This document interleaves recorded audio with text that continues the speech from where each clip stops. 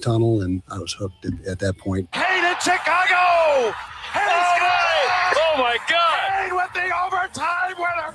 Jameer Gibbs to the end zone. Touchdown, Detroit Lions. You can't cover that man one-on-one. You just can't do it. He drives, lobs to JD for a jam. You play real good, you start. You don't play as good, you work your way back in. It's the American way, except America has gotten soft. But that is the American way. That's the way it works. This is the 6'6" Kane Cunningham. Jameson Williams, he's got it! Touchdown, Lions. Now it's Larkin with a burst of speed. He scores! Gives the United States the lead for the first time tonight. Well, a little surprising lead in the Western Conference Finals in hockey. We'll get to that coming up here on a Thursday morning here on X's and Bros. Glad you've decided to join us. We know you got a lot of choices. We know it can be challenging, so it's really, well, quite an honor for Andy and I to stick around with you for a little bit, and hopefully you get a chance to enjoy a little bit of sports discussion, although I'm sure you didn't enjoy last night. This is X's and Bros. We are throughout the great state of Michigan, and we are streaming live on YouTube and X, and, of course, on Facebook as well. We welcome your comments there. We welcome your feedback via the email, or I should say the text line, Sports Radio 21,000. And, of course, the Meyer hotline is always open for you, 866-838-4843. Tigers lose again last night. You know, it's almost to the point where you're watching the game and you're expecting something bad to happen. Jake Rogers said it after the game. He said, we're playing tight right now. You'd like to be free and loose like we usually are, but we're playing tight right now. Everybody is trying to do something, or almost like, when is something bad going to happen? Last night, well, I guess you could say the bad was earlier in the game, but especially in the ninth. Detroit's up 1-0 in that game, in case you didn't watch it. And they end up losing 3-2 in 10 innings. So they're up 1-0, bottom of the ninth. And what happens? Will Vest can't get the job done. Kenley Jansen did his job in the eighth. Will Vest could not do the job in the ninth. He gives up the tying run. Could have been worse, but gives up the tying run. And then you go to extras. And what happens in the extras is you get the ghost runner on second, because, you know, in sports and in life today, we've got to hurry things up. I suppose I can be guilty too, but me driving down, you know, I-96 or 75 has nothing to do with sports. I want to get from A to B as quickly as possible. Okay, great. That doesn't mean that we got to start cheating our sports, but this is accepted. This is the way people like it. Baseball is fine. I'm the old curmudgeon. We put the ghost runner on second. So little Timmy wanders out to second base. Hi, I'm here. Hi, Timmy. How are you? Good. All right, Mommy's got orange slices for you when you come home. Okay, good. Double. Suddenly it's 3-1. Tigers get Zach McKinstry to come through with runner in scoring position, because they get little Timmy at second base too to start the bottom of the 10th, and that's all she wrote. Detroit's dropped 5 in a row, 13-15. They sit 8.5 back in the division. They are 4-14 in May, and they are 5-15 in one-run games, according to Baseball Reference. Series wrap-up is this afternoon. Casey Mize throws against Joey Cantillo. There's some good news that we can get to, and we will, from our friend Jason Beck, who does a really good job of covering this team. But they're going to need to make – the Tigers are going to need to make history, a little bit of history, in order for them to do what we expected them to do. And God forbid we expect them to do something. I tweeted this out last night. It's something Andy and I have talked about quite a bit. And that is, you know, I hear injuries is why the Tigers struggle. It's only part of it. They miss Skubal for sure. But we knew Olsen and Job and Melton were already hurt. So you're trying to tell me that a player with 0 homers and a 333 slug, another hitting 256 with a 280 OBP, and another player with 328 slug would make the difference? Those players I described are Parker Meadows, Javier Baez, and Gleyber Torres. I didn't even bring up Kerry Carpenter and the fact that he's hitting 216. And somebody said, "Boy, you're a bitter MFer." Bitter? For what? These are facts. Or I guess it's an opinion associated with facts. Have we gotten to the point, Andy can help me with this, have we gotten to the point right now where our hope in baseball in this state relies on players that going into the season we did not want? I mean, yeah, because it seems like you're looking for any avenue right now to fix this team. It's I mean, that's at least as if you're a fan of this team, I don't know, you're just searching for something because it's kind of hard to believe that it's real. It's like, do me a favor, answer me this, because I bet you've had this conversation with your buddies, guaranteed, or at least your father. If you put the injured guys into the lineup, I'm not talking about Skubal or Melton. I'm not talking about Job. That's not happening, okay? I'm not talking about Verlander. I'm talking about Carpenter and right, Meadows in center, Baez at short, Torres at second base. How much different is this team? Be honest. I don't know. Do they lose 13 of 15? Probably not. No. Okay. I would not say that. Do they win 13 of 15? No, I think at best there's just the team that they were before like all the injuries started to pile up, which was around 500. Okay, so that's at best. It feels like that's what you're looking at. Here's what's happening. We are acting as if these guys are the savior. When they were healthy, for the most part, like Andy said, they're 500. They went 2-3 in March. I'm talking about position players now. I don't know the exact timeline. Carpenter got hurt or Meadows or folks. They're a 500 team in April, 14-13. They're a game under 500 before the month of May. We are acting as if they're the Dodgers of 2025. But I'm a hater. I'm a hater if I bring this up. Let's just talk about how you're more frustrated at them running the bases. You're more frustrated at their defense. You're more frustrated at their inability to come through in the clutch. You're more frustrated at the bottom of their lineup. Don't bring anything else up. Oh, no. Some people, here's what they want. All they want is, let's blame it on injuries. Like other people don't have injuries. Oh. If a player, coach / manager, all they do is talk about injuries, you know what fans and sports talk show hosts are talking about? Excuses. Stop making excuses. Because one of our favorite sayings is what? Next guy up. That's what it is. We'd love to bring that up. If you're good, next man up. We'll get to more here on X's and Bros. Just getting rolling here on a Thursday. Phone number on the Meyer hotline, 866-838-4843. You can text us, Sports Radio 21,000. This is X's and Bros. We're brought to you by Mitch Lyons Wealth.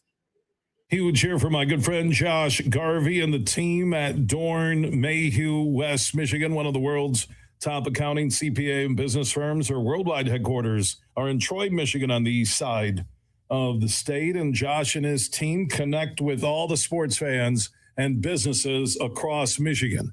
They bring you John Beeline on the Huge Show. They bring you Lomas Brown during the Lions season.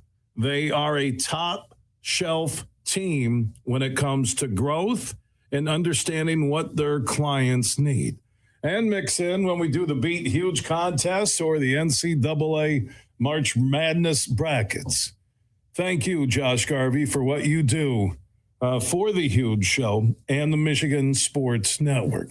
Simple and easy. Just find Dorn Mayhew on all the social networks or just Google Dorn Mayhew and find out how they can help your business. And again, a special thanks to Josh Garvey and the Dorn Mayhew team in West Michigan. Celebrate the soul of folk and Americana.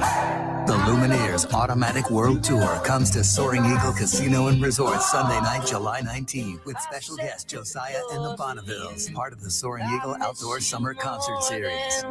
Tickets start at $67 and are on sale now at the box office or online at etix.com. Showtime 8 p.m. See the Lumineers live with Josiah and the Bonnevilles, July 19th at Soaring Eagle Casino, SoaringEagleCasino.com. Van Andel Institute Purple Community is a grassroots fundraising network powered by the dedicated volunteers who support VAI's mission to improve human health now and in the future. When you raise funds through the Van Andel Institute Purple Community, 100% of the proceeds go directly to the Institute's research into diseases like cancer and Parkinson's, as well as VAI's science education programs. Learn how you can get involved at purplecommunity.org.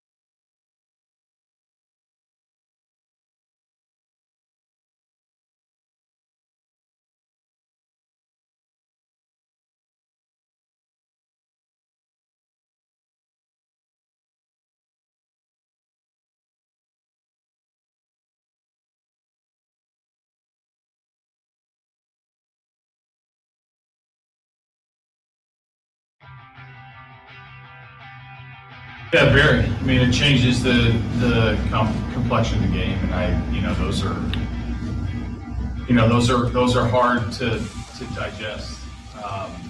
Just given the opportunity to try to tack on, make it a little bit harder for them, and then they missed some bats of ours when we needed contact, and then they were able to put the ball in play a lot in the last couple innings and score all of their runs in the ninth thereafter. So you come to the ballpark, searching for solutions and searching for a win. It was right there for us, and we had a hard time grabbing it. A.J. Hinch following his team's fifth straight loss last night, a 3-2 10-inning affair to Cleveland. Welcome back. Here's the good news. Kansas City lost to Boston last night 4-3. Shep, why is that good news? They're 20-30 as well. They've lost 9 of 10. So they're tied for Detroit for last place in the division. Who would have said that coming in? Not me. Nobody. Most people expected Kansas City and Detroit to finish 1-2 or 2-1, the way I put it. Detroit first, Kansas City second, or vice versa. That's what most people thought coming into the season. And look, the season sure as hell isn't over. But it's 50 games.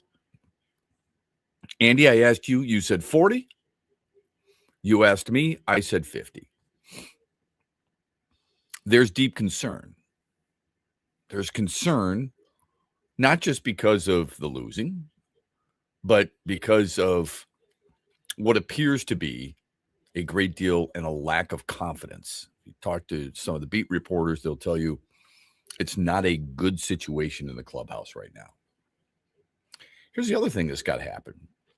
I mean, Cleveland's playing pretty good ball. They're finding a way. If you look at the Cleveland lineup, Andy, last night, and you say, okay, I really like Jose Ramirez. Of course you do. I mean, if you could have one guy in a lineup, give me Jose Ramirez at third base. Anyway, if I say to you, excuse me, Angel Martinez, would you want him? I don't know. Would you want Jose Ramirez? Yes. I mean, yeah, absolutely. Chase DeLauder, good player. I like him. Reese Hoskins? No. Would you want a guy like Daniel Schneemann?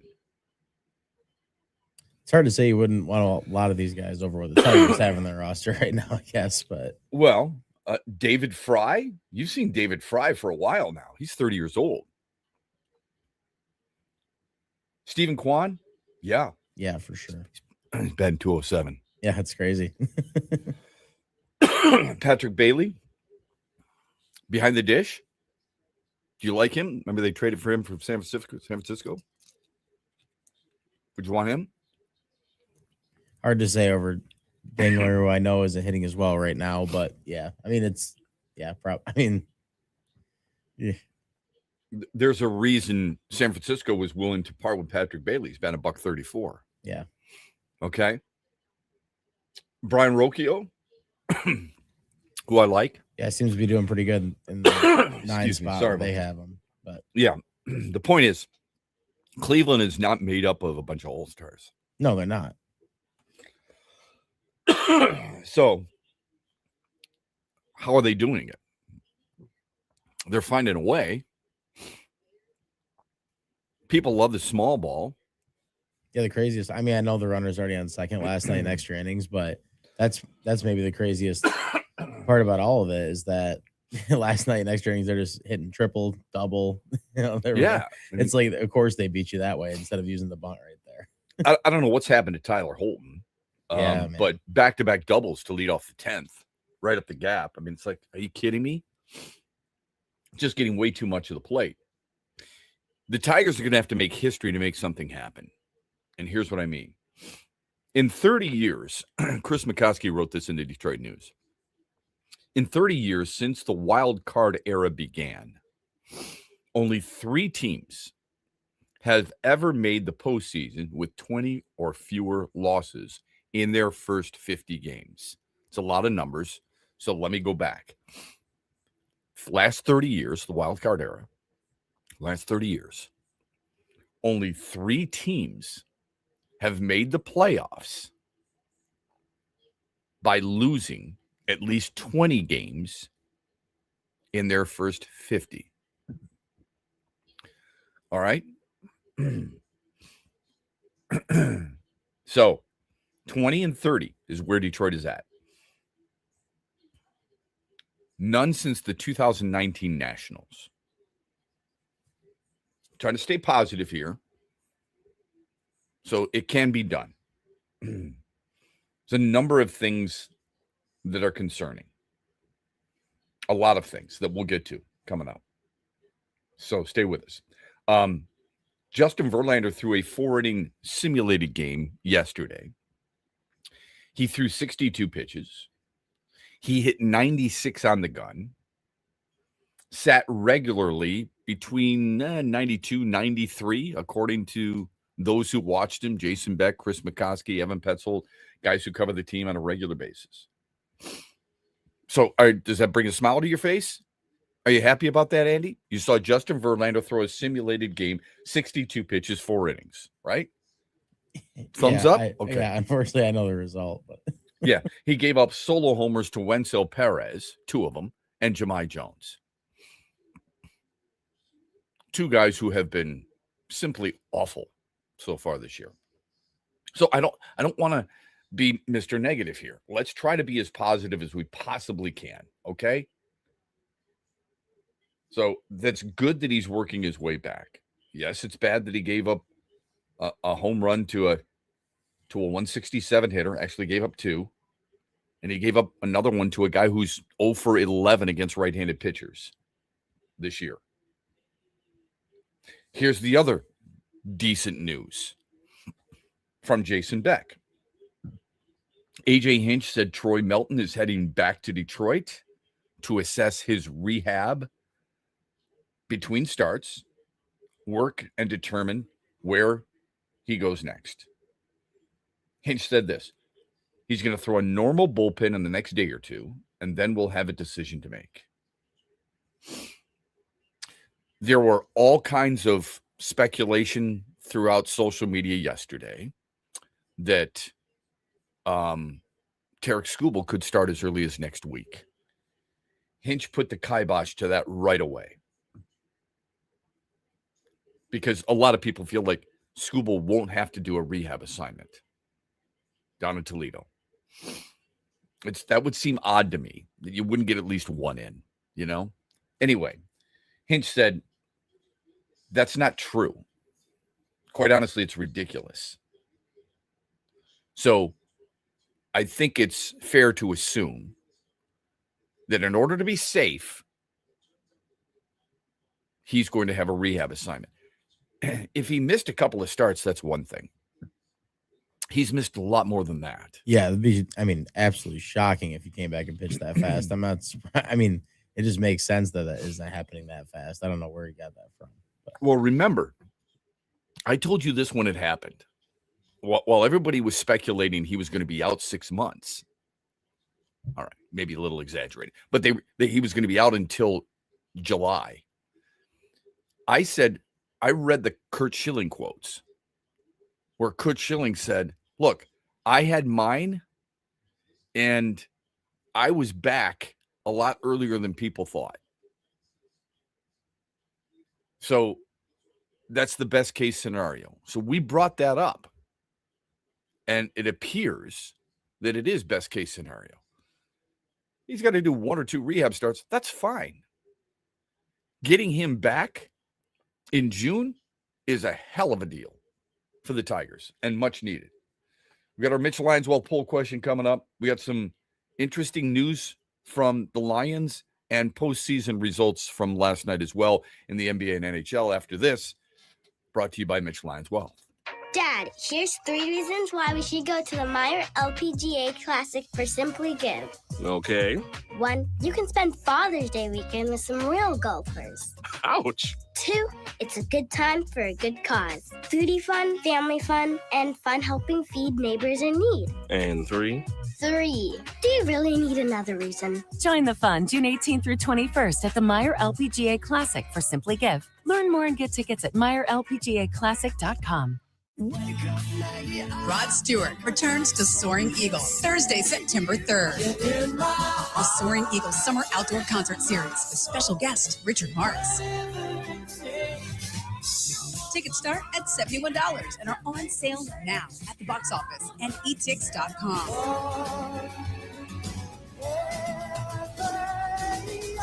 One last time, Rod Stewart with Richard Marx, September 3rd. SoaringEagleCasino.com. Huge here for all the ABC warehouse locations in Michigan. Now, if you're looking for the best prices on TVs, furniture, appliances, mattresses, and more, you need to go to abcwarehouse.com. You can shop there and also shop in person at all ABC warehouse locations across Michigan. For the one close to you, go to abcwarehouse.com. Best deals on TVs, appliances, furniture, and mattresses at all ABC warehouse locations in Michigan. Make sure you listen weekly to our Moving Ferris Forward interviews with Ferris President Bill Pink and other leaders who are moving Ferris forward. Find out more about Big Rapids and Ferris and what they have to offer at ferris.edu.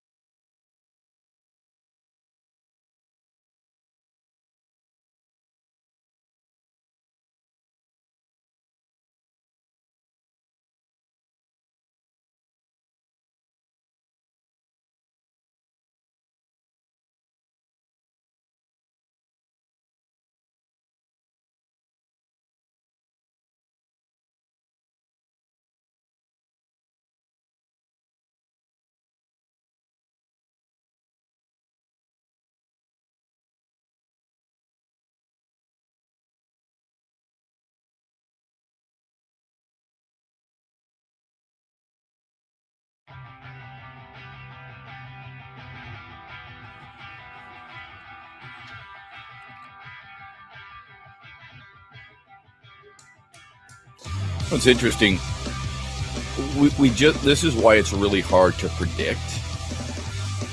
It's hard to predict. One of my favorite segments I see on all these different websites is, who's going to win the next college basketball championship. Michigan celebrates their second ever, and the very next day, who wins next year? What are you nuts? You don't even know what rosters are made of. How stupid is that, really? In college sports today, that's one of the craziest things I can think of. I can't get over it.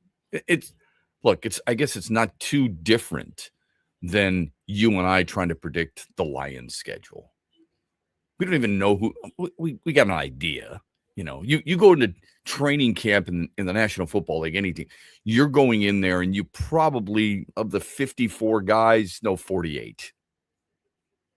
And the 6 guys who have to make it just to be on the team are probably not difference makers. Don't tell me you don't know who, let's see, of the 11 players for the Lions, could you and I name probably 10 starters right now? Literally right now. Penei Sewell's going to be your left tackle. Man I Don't Know will be your left guard. Cade Mays will be your center. Tate Ratledge will be your right guard. And let's just say Man I Don't Know at right tackle. It's going to be Blake Miller, unless he's a complete bust. But it's going to be Blake Miller, in all likelihood, right? Make him earn it. Put Larry Borum there if you want, but make him earn it. Eventually, he's going to be that guy. Because Brad Holmes is telling you, I like Borum, Larry Borum because I thought he played well at right tackle with Miami, and that got everybody thinking, maybe we draft someplace else. Goff's your quarterback. I'm talking about health now, as long as everybody's healthy. Goff's your quarterback. Gibbs is your running back. We know your 3 wide receivers. Amon-Ra St. Brown, Jameson Williams, Isaac Tesla, and Sam Laporta healthy. He's your tight end. You and I, we just named 9, minimum of 9 starters. You could do the same thing defensively. If Brian Branch and Kirby Joseph were healthy, they're your starting safeties. There could be a debate there. Kerryon Arnold and, in all likelihood, and DJ Reed are going to be your corners. You can debate about the slot corner all you want, okay? Is it McCreary? Is it a draft pick? We'll find out, okay? We got a really good, pretty damn good understanding on who your defensive ends are going to be and who your D tackles are going to be. There's a couple of starting spots on the defense and maybe on the offense.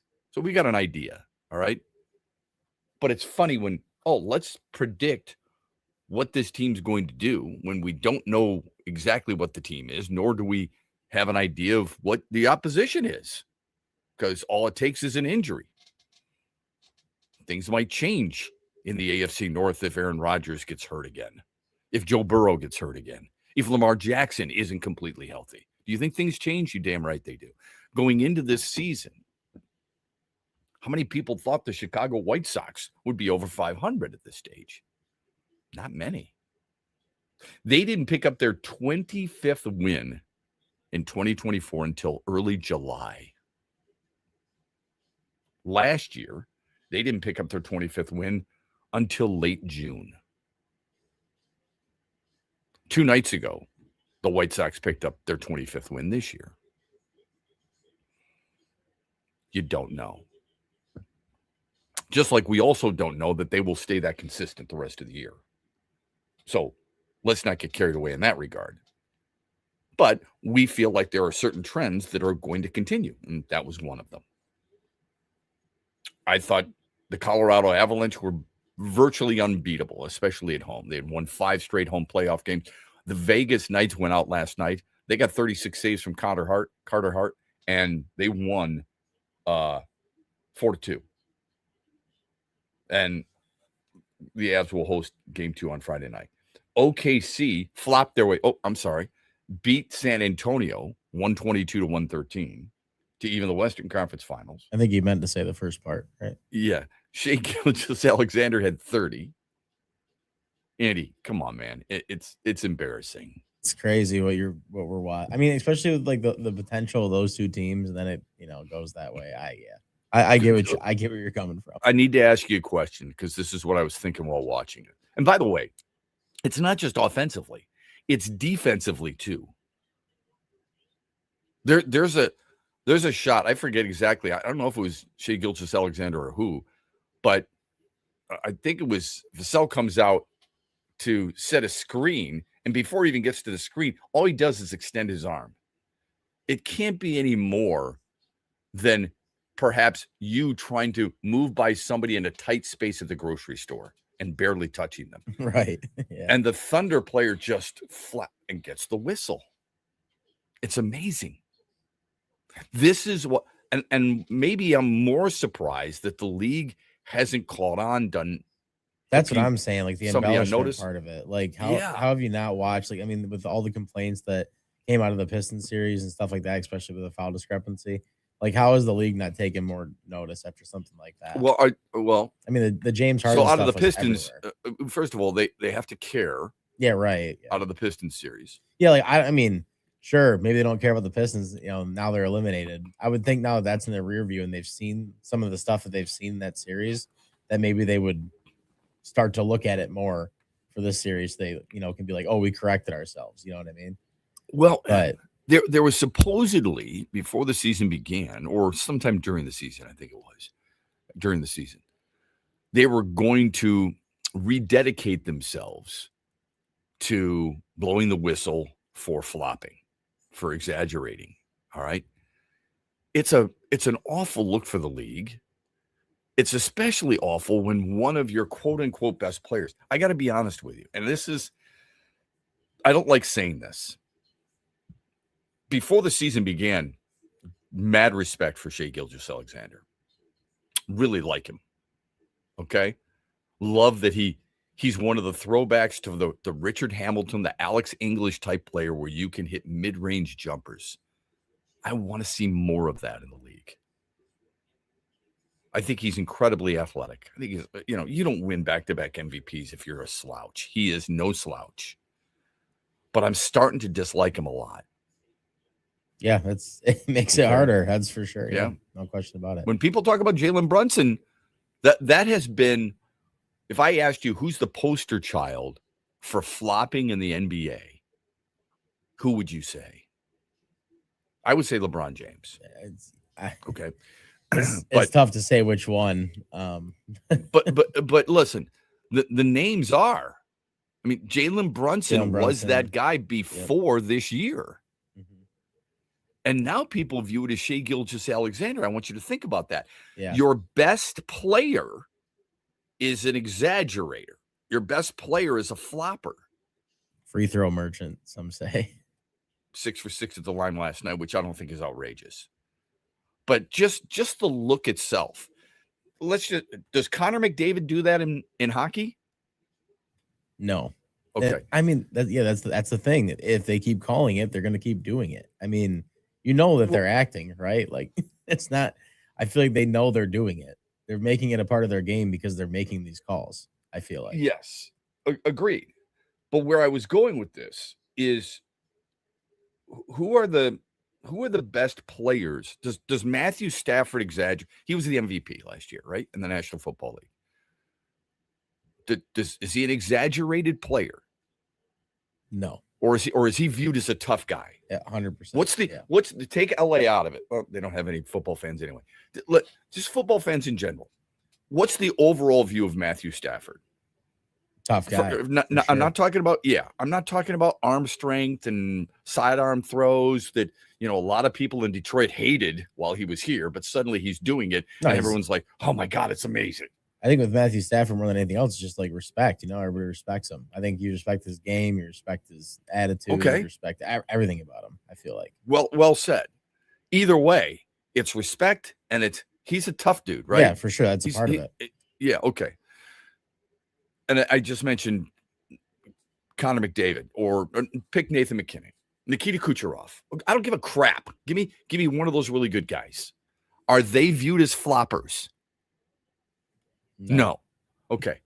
Is Shohei Ohtani viewed as an exaggerating player, or Aaron Judge viewed as an exaggerating player? I stop it with the World Baseball Classic. No. MVP, I'm talking about. I just gave you the American League and the National League. Are they viewed that way? Would Cal Raleigh be viewed that way? No. I mean, okay. Yeah. And yet, the guy who is considered the best in basketball is commonly viewed that way. Why? Why is it allowed? The league should want to stray from that as quickly as possible. Yeah, you've already got your problems with, teams tanking and your people sitting out and all this stuff. Like, you're just making your product even more unwatchable. And this is at the best part of the year. Point. Way to go, man. Really well said. I'd forgotten about that. You've already got a couple of strikes against you if you want to use a baseball term. So it's the load management and it's the tanking.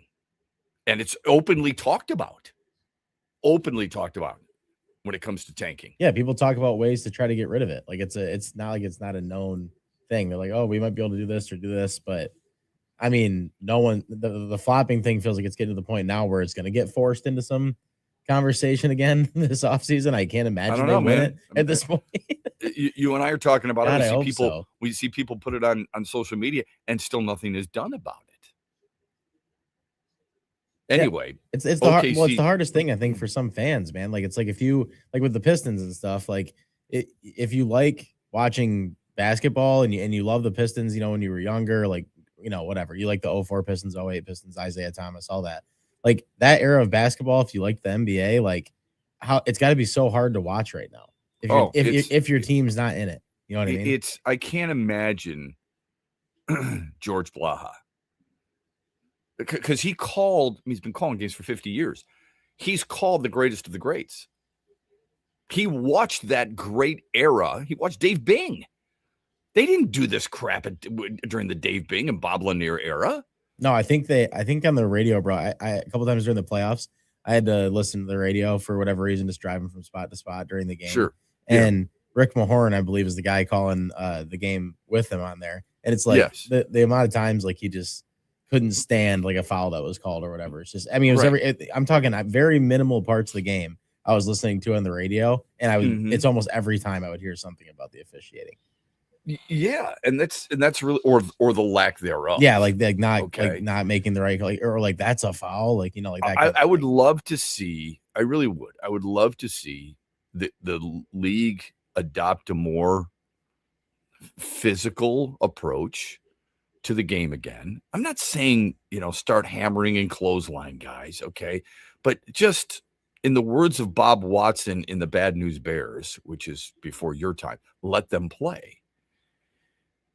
They can't let it go because they're trying to protect their stars.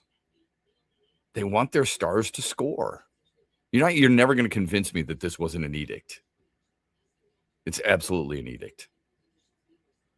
And it's a bad look. You know what else is a bad look? Turnovers. The record for turnovers in a single playoff series is 41 by Cade Cunningham in the 7-round first round series against Orlando. Stefan Castle is going to break that record. Okay. Now, he had 25 last night for San Antonio. Victor Wembanyama had 21 and 17 boards. But San Antonio turned it over 21 times. How many turnovers do you think Stefan Castle had for the Spurs last night? And what do you think he has in the first 2 games? Well, what was Cade's record? It was, you said 41. 41. Okay. I would guess if he's on pace to break it, he's got to be at like 18 right now. You're close. Castle had 9 turnovers last night and has 20 in 2 games. That's even worse. So. Not great. It's funny, like you mentioned his points and stuff. I don't know what his assist or rebound numbers are, but it's like, how much do you have to score to make up for that? There's certain people that is not going to make up for it no matter what. I thought the same thing. I thought the exact same thing. That's all we were talking about, right? We were like, with the Cade stuff, it was just constant. Like, well, he did this and this, but then turnovers. Yeah. Right. If you're going to do that for him, you got to do it for others, right? Here's the Mitch Lions Well poll question. Which Tiger position player does this team miss the most? Parker Meadows, Javier Baez, Gleyber Torres. I should have put Kerry Carpenter on there. But here's my issue with that. He's not or has not been the everyday guy. So that's part of the problem. Anyway, you can vote at XB Mornings. I've retweeted it. Andy, as always, has put it out quickly, and that's out there for you to contemplate. I don't know if you know this. I got this off, I think, Evan Petzold last night. Tigers lead the major leagues with 22 outs on the bases. No, Cody Stavenhagen of The Athletic put that out last night. They lead the major leagues with 22 outs on the bases. That's problematic. They are now batting $126 with runners in scoring position since May 4th. That's problematic. Zach McKinstry's 10th inning RBI single was Detroit's first hit with runners in scoring position since Torkelson's walk-off last Friday against Toronto. Detroit had gone 0 for 21 with runners in scoring position in between. Wow. That is tough to take. Now, remember, Andy, everybody said you've got to spend money. That's what I was told. You got to spend money. Their payroll is top 10. I know they've got like more than 91 million now on IL. Let me give you some payrolls real quick and where those teams are. Again, 50 games in, so let's be careful. On the other hand, there's a lot of people on social media who have just basically licked the stamp and said, I'm done. They've given up. I'm not one of them. I'm just saying, a lot of people have said, I can't do it anymore. Who has the lowest payroll in the American League East? Where there's Tampa, the Yankees, Boston, Toronto, and that's it. Those are the teams in the American League East. Tampa Bay. Oh, Baltimore. Tampa Bay. Tampa Bay does. Yeah, I can say it with confidence. Yeah, Tampa Bay does at 99 million. All right. Who leads the East? I would say Tampa leads the East. Yeah.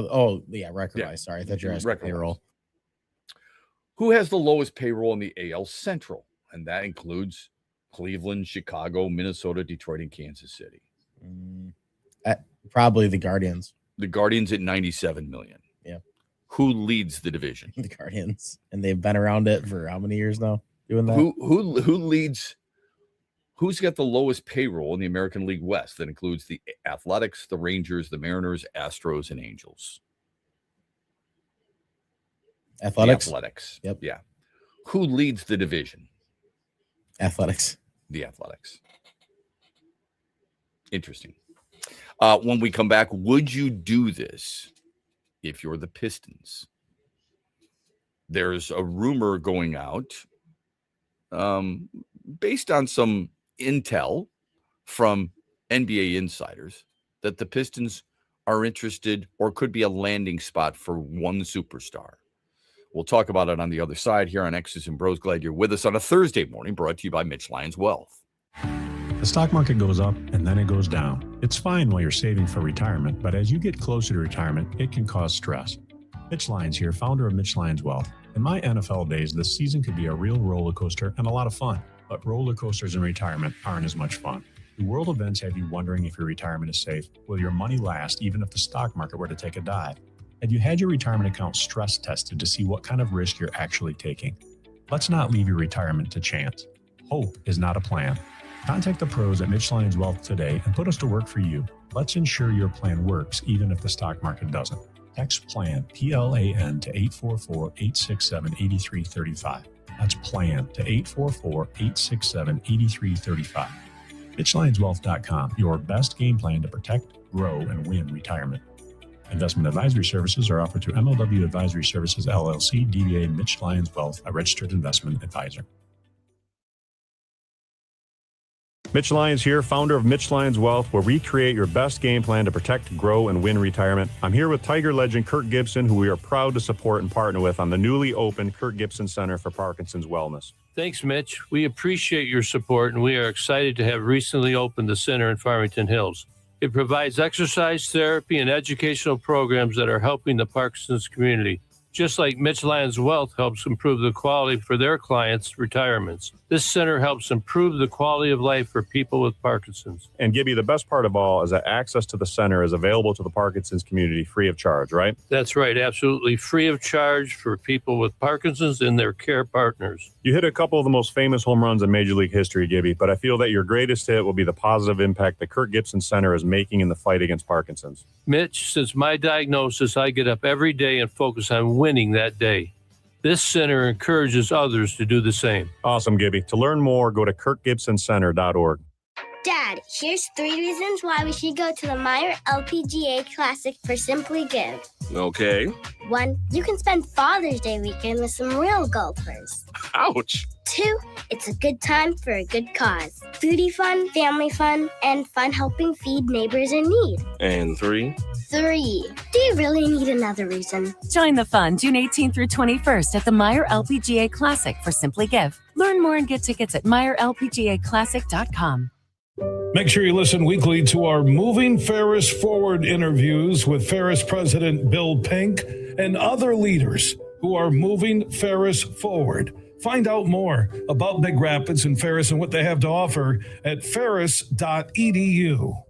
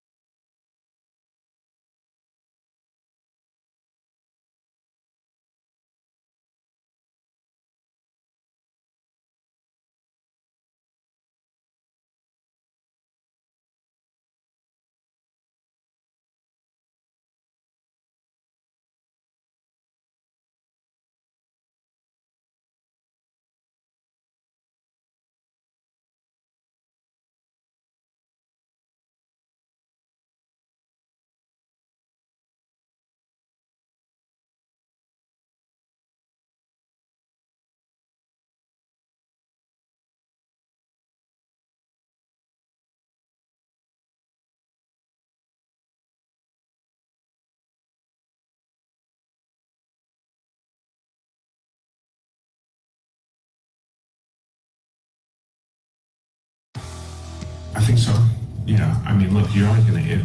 I think you're always going to iterate your team a little bit every year to get better, right? No team is going to look exactly the same the next year that it did the previous year. Even if it's all 15 guys back, you're going to be different, right? For some reason, whether experience, whether there's an injury, whether somebody else got better and beat somebody else out. And so for us, it's always, if it's adding a person or just getting better internally, we're always going to feel like we get better. And that's the goal, is to be a championship contender. That's Trajan Langdon. How do they get there? That's the big question. How do the Pistons get there from here? You go from 14. He said it really well the other day.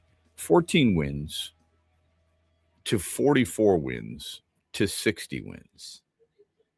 He said, and it's a good point, we won 14 games 2 years ago. We won 7 playoff games this year. That tells you something, doesn't it? That means progress is being made. We look at it oftentimes in terms of regular season, right? 14, 44, 66.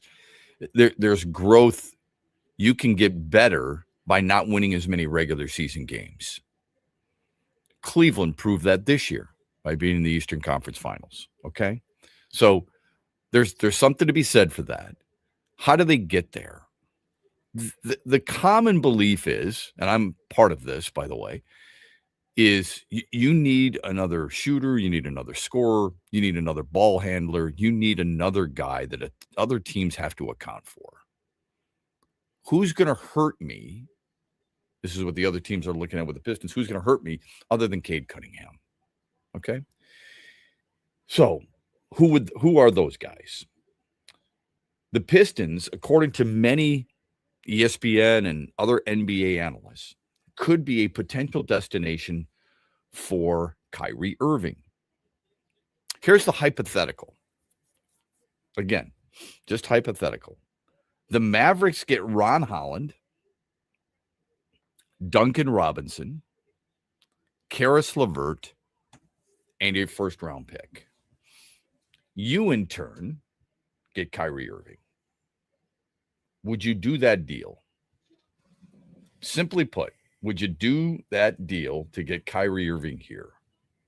Now, before you answer that, let's just remind people, as good a player as he is, and he is. He's a 9-time All-Star, 3-time All-NBA player. He's won a championship. He's 34 years old. All right? His birthday is March.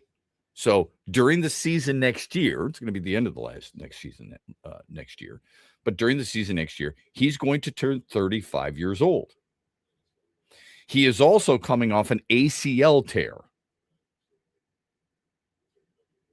So, could he be a second scoring option?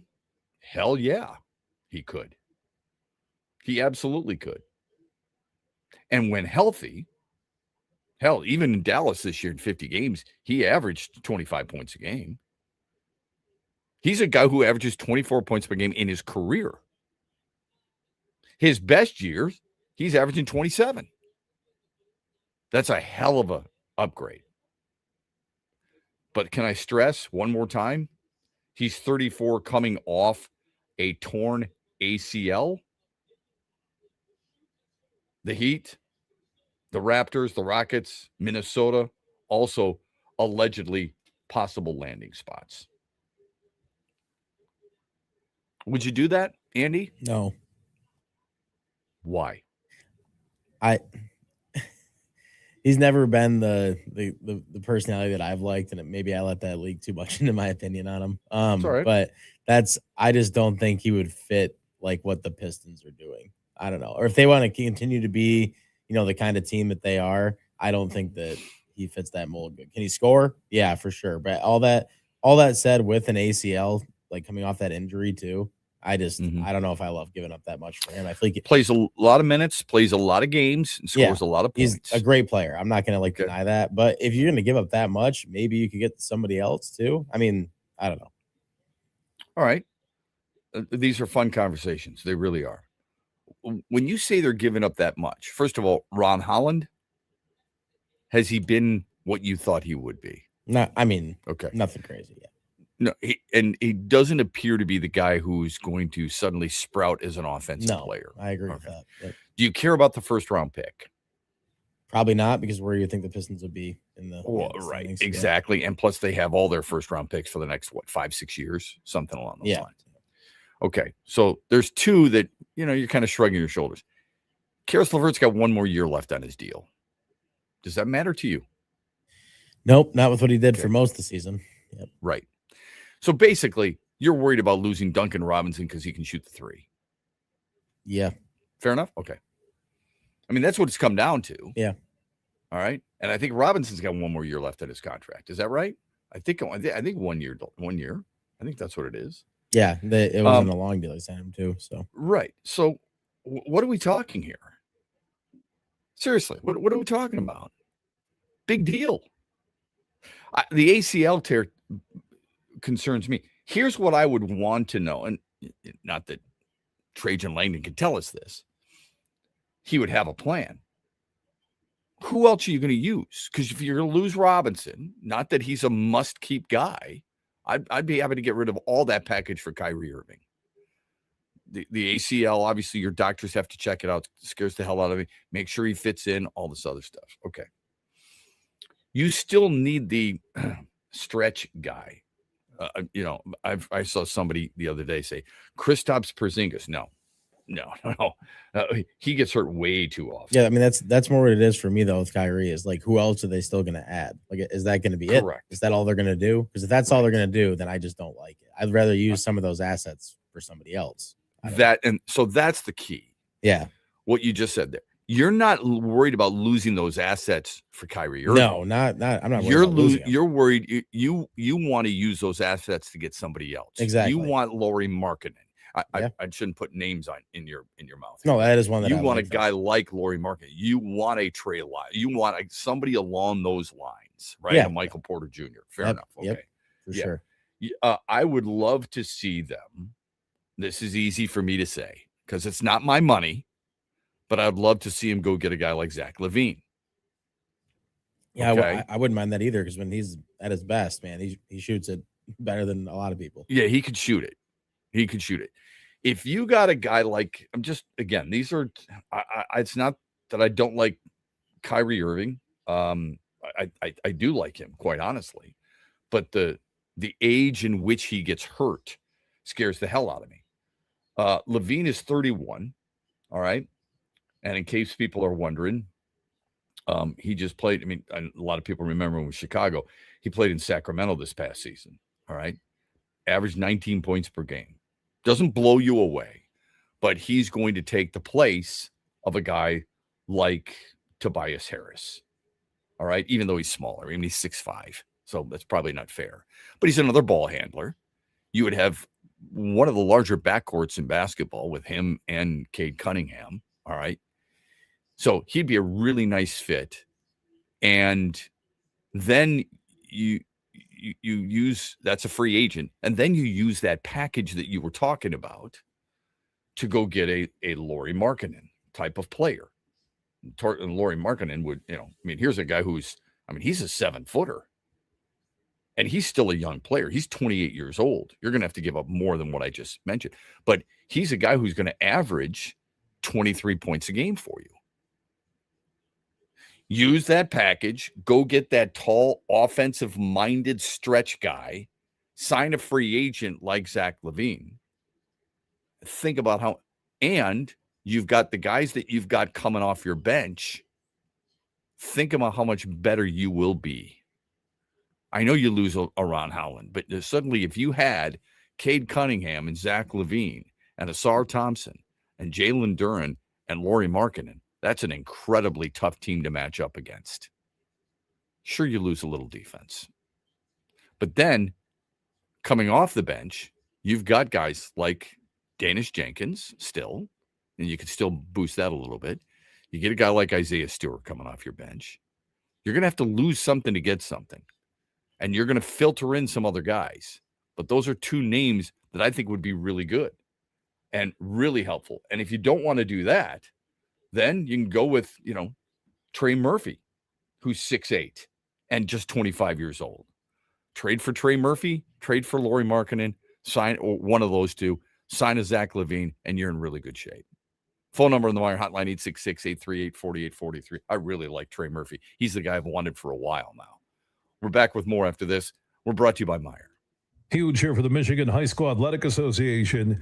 You can stay up to date on the latest from Lansing 24/7 at MHSAA.com, at MHSAA on Twitter, and MHSAA on Facebook. The latest news, press releases, and stories connected to every high school in the state of Michigan, available for you 24/7 from the Michigan High School Athletic Association. Log on to MHSAA.com, at MHSAA on Twitter, and MHSAA on Facebook.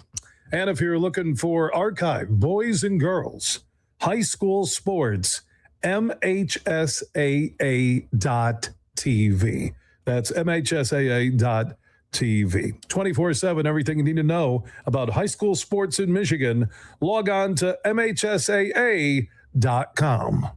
Farrah's Coffee has been family-owned and operated for over 100 years. Its popular Den Blend and Dark Roast is more than coffee and more than the official coffee of the Detroit Lions. It's a call to rise. Farrah's Coffee and the Lions are the perfect match. They embrace those who show up early, cheer loud, and never back down. Den Blend is perfectly roasted in Grand Rapids and provides the ultimate fuel for fans who wake up and roar. Whether you're tailgating at the game or cheering from your couch, Den Blend is your go-to coffee for your game day ritual. Coming up later today at 3 on the Huge Show on the Michigan Sports Network, I'll deliver huge opinions on everything you're talking about.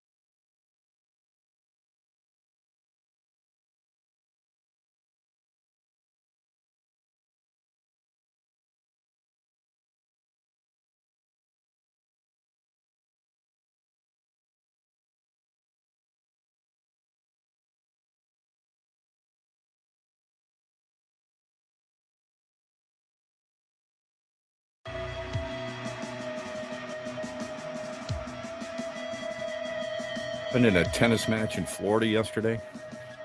No, I can't say it. Okay.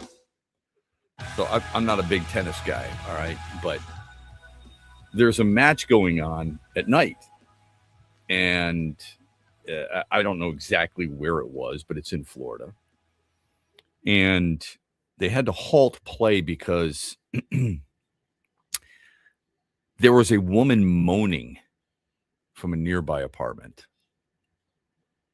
It was so loud because, you got to be so quiet at golf and tennis events that while they were trying to serve, everybody could hear it. The officials, the players, the fans, the television commentators. In fact, the television commentator thought it was somebody on a phone and it was an adult video. And they said that over the air. It turns out it wasn't. It was coming from a nearby apartment. They had sure it wasn't. They paused for a moment. It wasn't one of those tennis grunts. It was not. It was not a tennis grunt because both guys are just looking around, going, "What the hell's going on?" One guy is firing tennis balls at a backstop. The other one turned around and screamed, "It can't be that good." That's hand to wow. God. I mean, the video is out there, man. Okay, yeah, sure. That is simply crazy, absolutely crazy. Yeah, I haven't heard that one before. That is the first time. Nor I. Welcome back. I think, in case people missed it last night, maybe you were out doing something. Yeah, there was a time during Lions seasons of 0-16 and 4-win seasons where people would call them the next day and say, I went and raked leaves. There's a phrase called Lions free at the time. I was able to get rid of that team and just go on with my day. I went to the cider mill. I was not going to let that team hold me captive for 3.5 hours. All right. Maybe some of you are starting to feel that way about the Tigers. That would be a little drastic. But maybe there's a point in time where you turn it off. I doubt there was last night since your team led 1-0 going into the top of the ninth. I think, and they end up losing 3-2 in 10 innings. The hard part is not just the 5-game slide, not just the fact that they've lost 13 of 15, not just the fact that they're 10 games under 500, 8.5 back of the division, and that suddenly, after starting 10-2 at home, they are now 13-11 at home. That's how bad it's gotten. They're 13-11 at home, losing series after series after series. You're not going to get it all back at once, but when you start losing series over and over and over again, you got issues. The 8th inning, even though you're up 1-0, you're looking for more. Zach McKinstry gets on base, singles. Hao-Yu Lee hits a ground ball to second. And Cleveland, you think it's a double play. They misplay it. Suddenly you're thinking this. You're probably right along with me. There's a break. You're looking for add-on runs, right? I do. I think those are really important. You get the add-on runs. So you got McKinstry at second base. You got Lee at first base. Now what? Jake Rogers is up. Does he bunt? AJ Hinch doesn't do that. Remember, Andy and I told you this yesterday. How many sacrifice hits do the Tigers have this year? The answer was 0. Fewest in all of baseball, 0. You don't get the chance. You know why? Because it sure seemed like they were going to do this, unless Rogers is going to square and pull it back. McKinstry thinks they're going to do this because he takes the extra hop and step. And what happens? Bybee turns, delivers, and he gets picked off.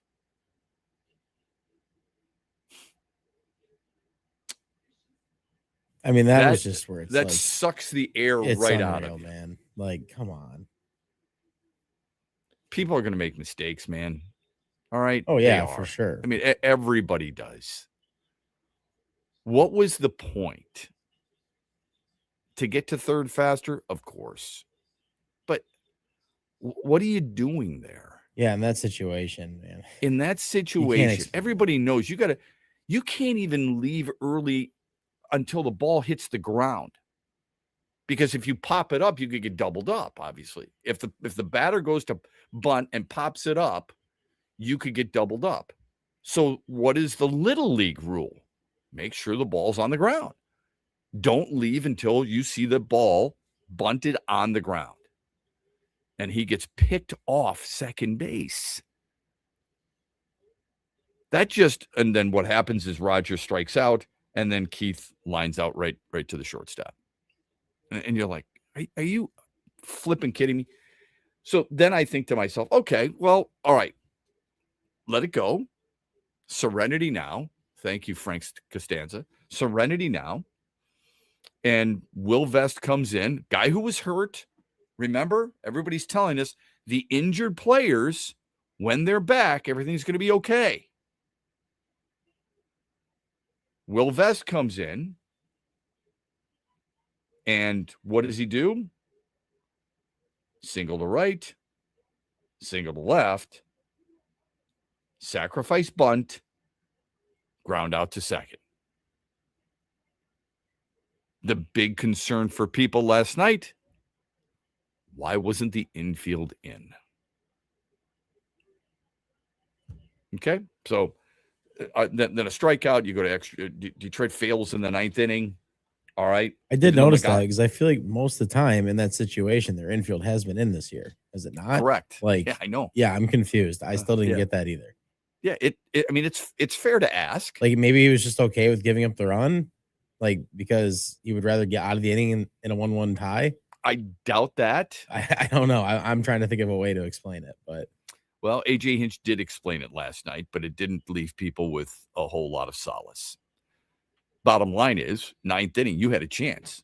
You had back-to-back walks to start the ninth inning. You know that, right? McGonigal walked, and then Dingler walked.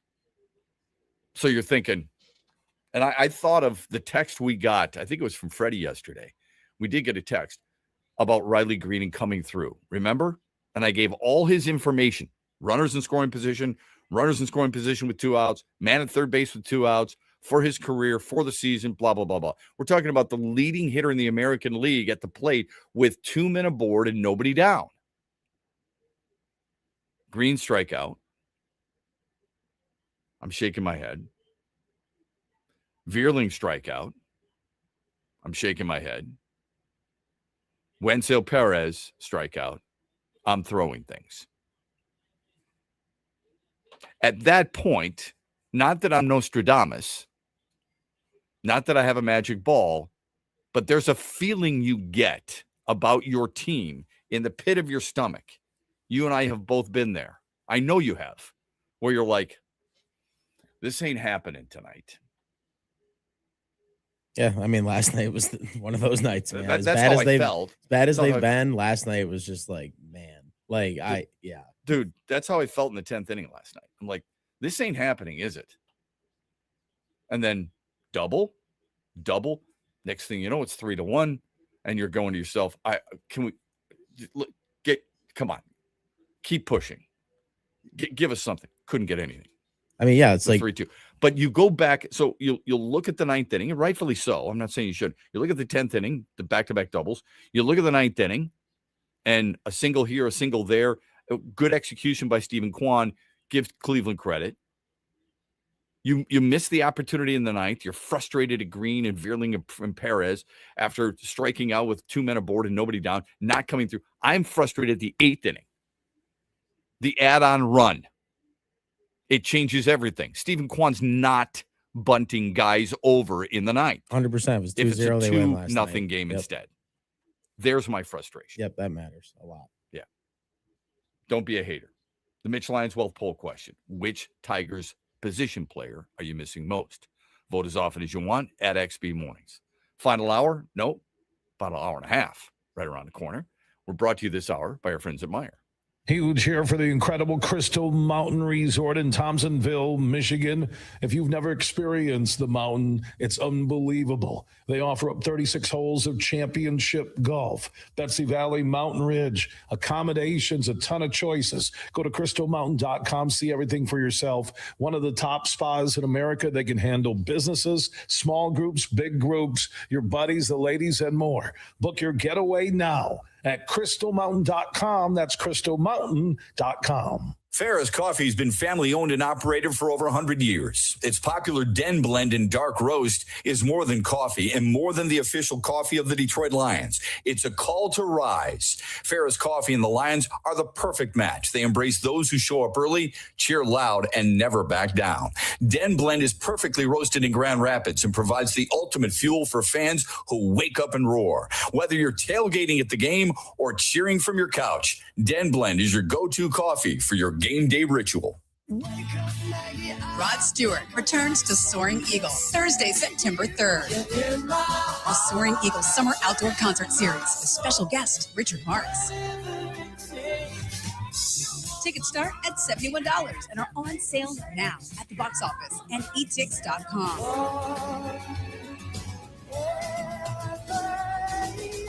One last time, Rod Stewart with Richard Marx, September 3rd. SoaringEagleCasino.com.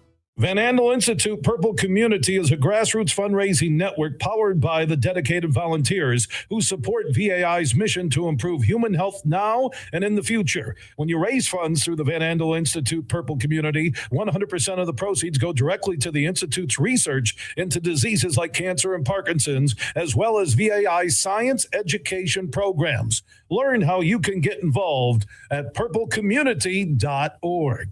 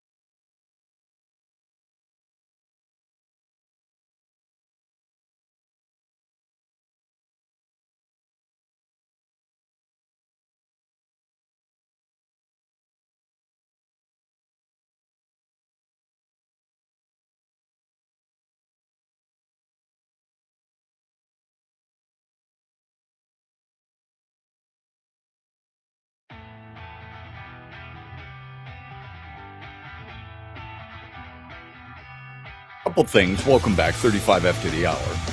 Want to get to those in the chat. Appreciate that very much. If you're streaming us live on X, on Facebook, or on YouTube, and some text as well. There's a lot of things that I want to talk about here with you. So thanks for giving us some time here on a Thursday morning, brought to you by Meyer. In the chat, Shep, I can't help but think of how the playoffs could have gone if Beasley was on this team. Off-court stuff aside, that's a lot of three-pointers to replace. Yeah, we talked about that all season long. We talked about it before the season. We said Malik Beasley and his team record number of triples made last year, which was A, really impressive, and B, really important, obviously. It's hard to make up a guy who's going to make 4 triples a game. You just don't find many players who do that. He had a team record 319 triples made last year.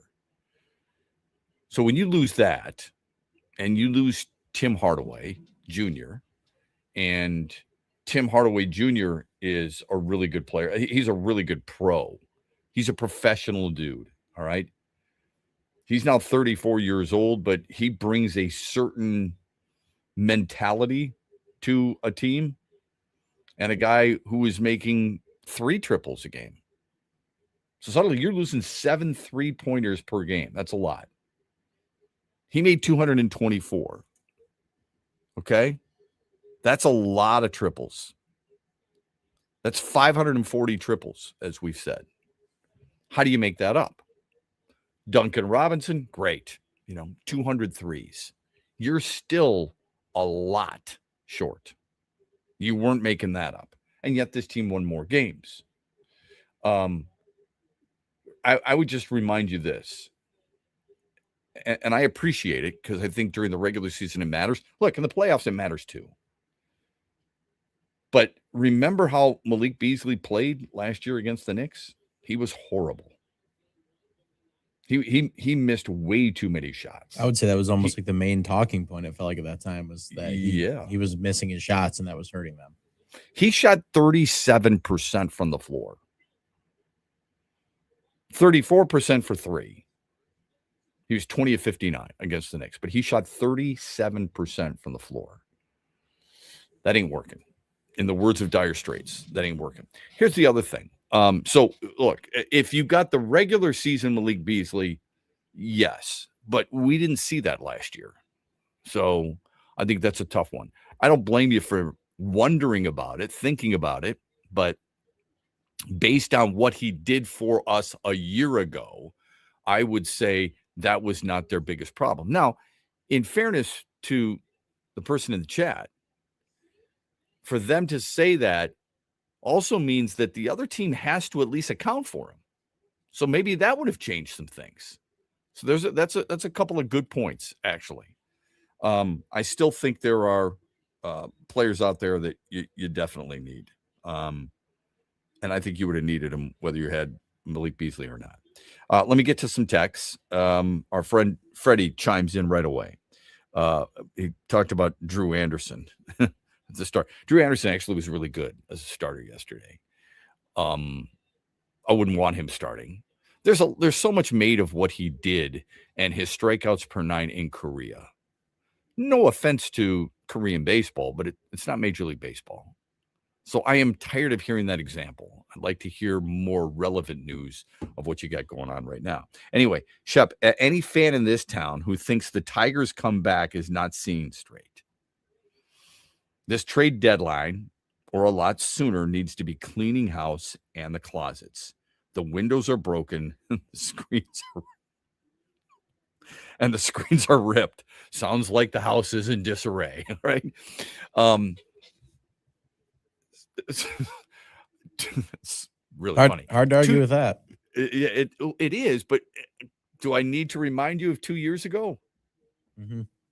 Or am I being glass half full guy? No, but that's what I keep saying to people too. It's like as much as it feels like the sky is falling and you want to doubt them right now, it's like this team has shown you both ends of that though. Like a lot of the same team, right? Like 2 years ago, they made that incredible run. Last year, they were incredibly bad to finish the season. Like and they started the season, the best record to 70 games or whatever. So yeah, it's hard to argue the fact that there is still a chance, I guess, but I don't know. Something about this just doesn't feel right to me, but I guess it doesn't really matter how I feel, right? Yeah, I would just, just because it happened once doesn't mean it's going to happen again. And just because what they face right now, 20-30, has been done only 3 times in the history of the modern era or of the wild card era, where a team has this many losses through 50 and can only come back and make the playoffs. I mean, there's probably going to be a point in the year where this team does, get on like a 5-6 game winning streak, and then you're gonna be like, okay, maybe this is it, but are they going to have enough to actually get themselves back over that hump? I don't know about that. It feels like remember 2 years ago, when they came back, they were like 9 games under 500. Yeah. Okay. They were 16 games back at one point, and they made that charge. They had 33 blown leads 2 years ago that led the league, and they still came back and made the playoffs. Now, again, it was historic. That's the outlier. I get it. All right. I'm not saying that they are going to do that again, but in baseball, things can be funny. And here's what everybody goes back to. And I understand why they are. The division. Is anybody in this division, do you see anybody in this division running away and hiding? No, but it does feel like the one team they're going to have to beat is Cleveland. And that's the hardest team that they've, had a tough time beating over and over again. I feel like that's what it's going to come down to at this point if they're going to get back in it. Excellent point. I think here's the belief, right or wrong. The belief is if you're going to make the playoffs in this division, you got to win the division, because you ain't making it as a wild card. No. Okay. Because the wild card is coming from the East, and many people feel like it probably will come from the West. All right. If you subscribe to that theory, then what you would have to do is you would have to leapfrog the Yankees and the White Sox and the Rangers and the Mariners and the Twins and the Blue Jays and the Red Sox and the Orioles. 8 teams. You can't worry about that. So what do you worry about? Catching Cleveland, like you just said. And you're 8.5 back. Yeah, I think for the Tigers right now, it's just get a win and try to not, lose right after that. Like try to string together wins. They just need to do something to turn it the other direction if they're ever going to get back in that conversation. I don't expect them to go out and win every single game. Neither do you. That's unrealistic. Yeah, no. But here's what I do expect. And I think this is okay to expect. I expect them to win series. They play Baltimore next. So they go to Camden Yards after this. I expect them to win the series against Baltimore. Then they come home to take on the Angels. I expect them to win the series against the Angels. I don't expect them to sweep all 3 games. I expect them to win the series. That is not being a guy who has set unrealistic expectations upon his team. No, that's what AJ Hinch, everybody felt was so good at doing, was like getting his team to focus on that, like winning the series, right? Winning the next day, all that kind of stuff. I feel like that you have to expect that. And like when Tarek Skubal got hurt, though, what was everybody saying? They had to stay afloat, right? They had to stay afloat. They have not stayed afloat. So they have to start making that up at some point. I remember our conversation at the end of April was this. You have a schedule of May. Granted, you're hurt. But you have a schedule in May where you are viewed as the favorite. You got Texas, and they won that series. You got Boston, they were swept. You got Kansas City, you lost that series. You got the Mets, they were swept. You got Toronto, they lost that series. You got Cleveland, they've lost this series. You've missed an opportunity here in May. Not that it's over. You still have Baltimore. You still have the Angels. And you still have the White Sox. Things could change. Go into Baltimore, win the series. come home, win the series against the Angels, go to Chicago and win the series.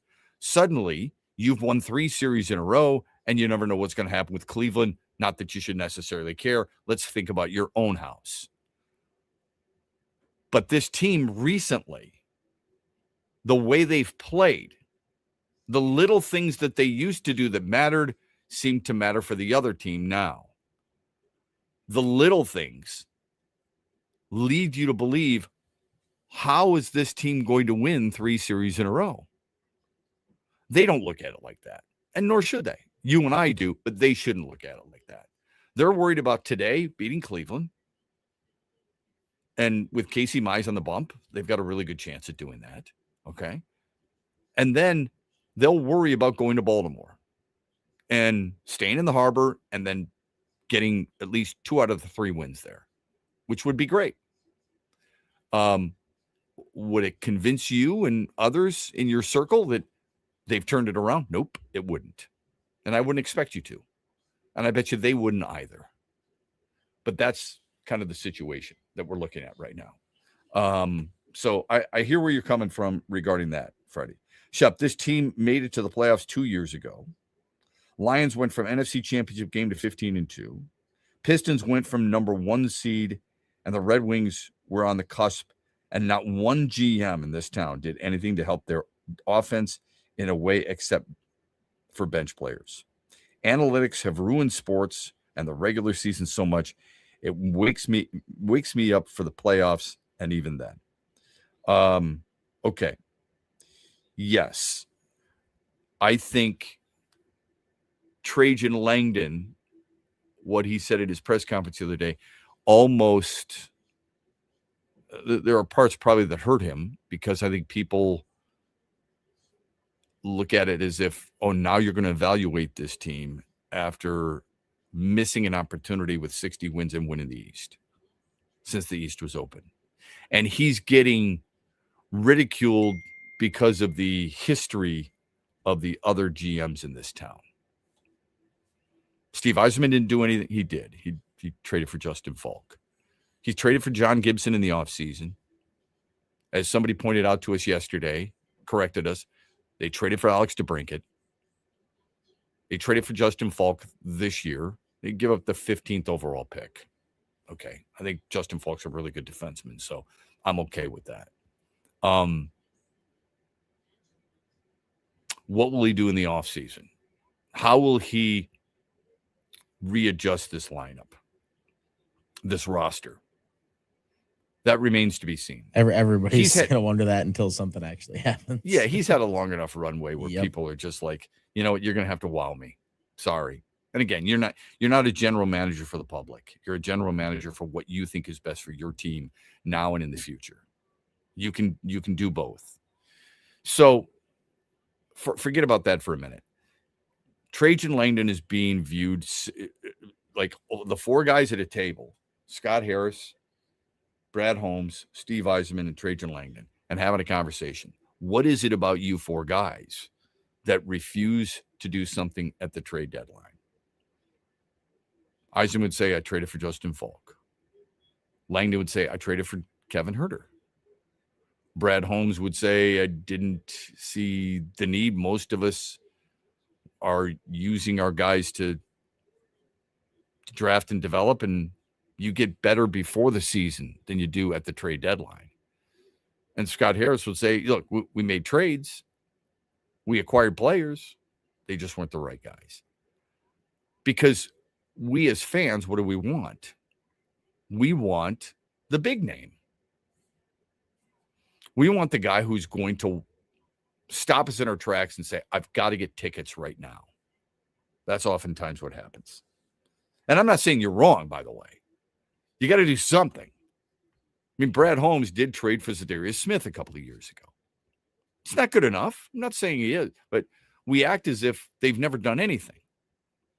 And that's not necessarily true. Philadelphia did something last year. Jalen Phillips, how good was he for Philadelphia? He wasn't. He wasn't at all. He had a decent game against the Lions, and that's it. And that made everybody go, that's the guy I wanted. And then they forgot about him because you're not watching Philadelphia every weekend. You forgot that he did absolutely nothing the rest of the year. Shep, whatever Brad says, fans will eat up in this town. I don't think that's true. I think people are have put him on notice. Okay. I mean, how much can you really do? But I do believe people have put him on notice and saying, you know what, we want more than this. There's an email. There's a text out there. Why are Chris Ilitch-owned teams always so terrible at pro-level scouting? Neither team can add a non-prospect to save their butt. And somebody responded by saying, don't act like they haven't drafted and developed a real core. That wasn't the original thought. The original thought was, why are they not good at pro-level scouting? In other words, getting somebody who's already, you have a pro scout and you have a college scout. The college scout obviously goes and scouts Georgia Tech and Alabama, right? And LSU and Michigan and Notre Dame and places like that. The pro scout is going to NHL arenas and saying, I like this kid in Winnipeg. I think he'd be a good fit for us. What would it take for us to get him? Or this guy is a fifth defenseman on Boston.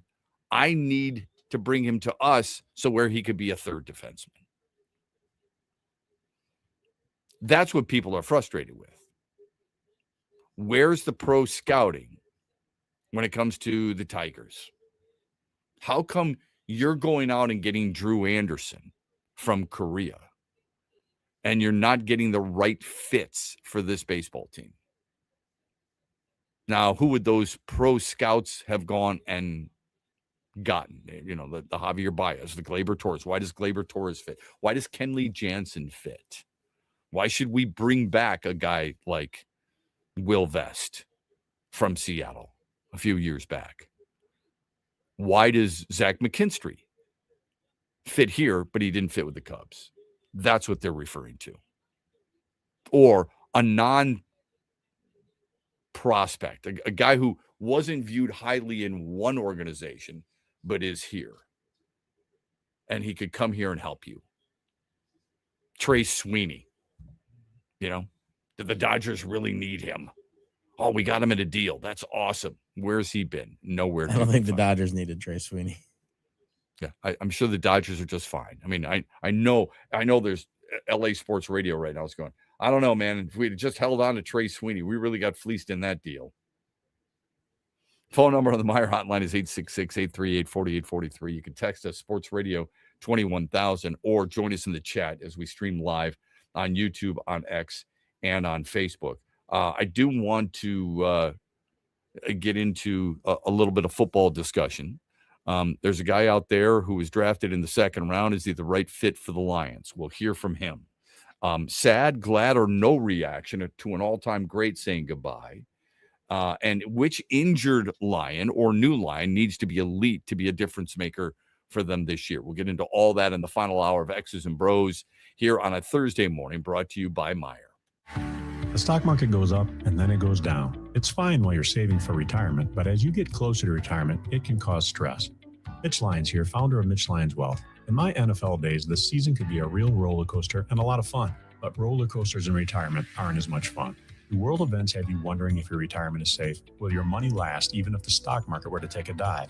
Have you had your retirement account stress tested to see what kind of risk you're actually taking? Let's not leave your retirement to chance. Hope is not a plan. Contact the pros at Mitch Lyons Wealth today and put us to work for you. Let's ensure your plan works even if the stock market doesn't. Text PLAN, P-L-A-N, to 844-867-8335. That's PLAN to 844-867-8335. MitchLyonsWealth.com, your best game plan to protect, grow, and win retirement. Investment advisory services are offered to MLW Advisory Services, LLC, DBA Mitch Lyons Wealth, a registered investment advisor. Dad, here's 3 reasons why we should go to the Meyer LPGA Classic for Simply Give. Okay. 1, you can spend Father's Day weekend with some real golfers. Ouch. 2, it's a good time for a good cause. Foodie fun, family fun, and fun helping feed neighbors in need. And 3, 3. Do you really need another reason? Join the fun June 18th through 21st at the Meyer LPGA Classic for Simply Give. Learn more and get tickets at MeyerLPGAClassic.com. Farrah's Coffee has been family owned and operated for over 100 years. Its popular Den Blend and Dark Roast is more than coffee and more than the official coffee of the Detroit Lions. It's a call to rise. Farrah's Coffee and the Lions are the perfect match. They embrace those who show up early, cheer loud, and never back down.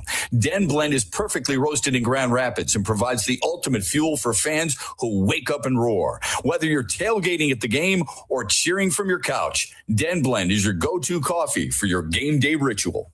The Freddie the Pizza Man Foundation is dedicated to providing support to families and Michigan schools touched by autism. We invite you to join us in supporting these families and schools by making a donation at freddythepizzaman.com. With your donation, you can help provide essential resources that can make a real impact. Visit freddythepizzaman.com to make a donation and to learn more about the foundation's mission. That's FREDI thepizzaman.com. Together, we can make a difference. Van Andel Institute Purple Community is a grassroots fundraising network powered by the dedicated volunteers who support VAI's mission to improve human health now and in the future. When you raise funds through the Van Andel Institute Purple Community, 100% of the proceeds go directly to the Institute's research into diseases like cancer and Parkinson's, as well as VAI's science education programs. Learn how you can get involved at purplecommunity.org.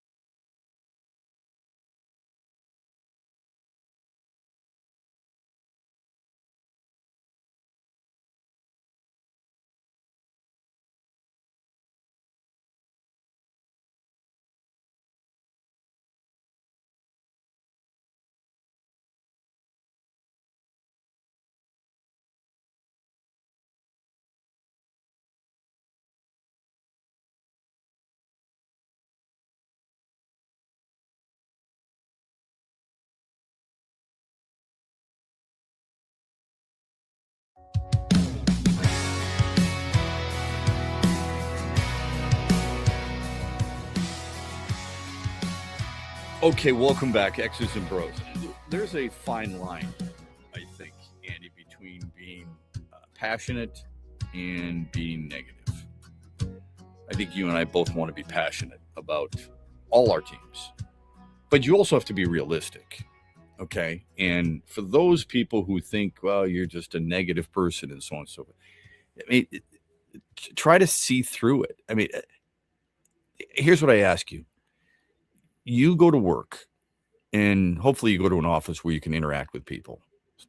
It would suck to be on your own, okay? You like the interaction with people, the chance to talk over things. Have a conversation with somebody about it.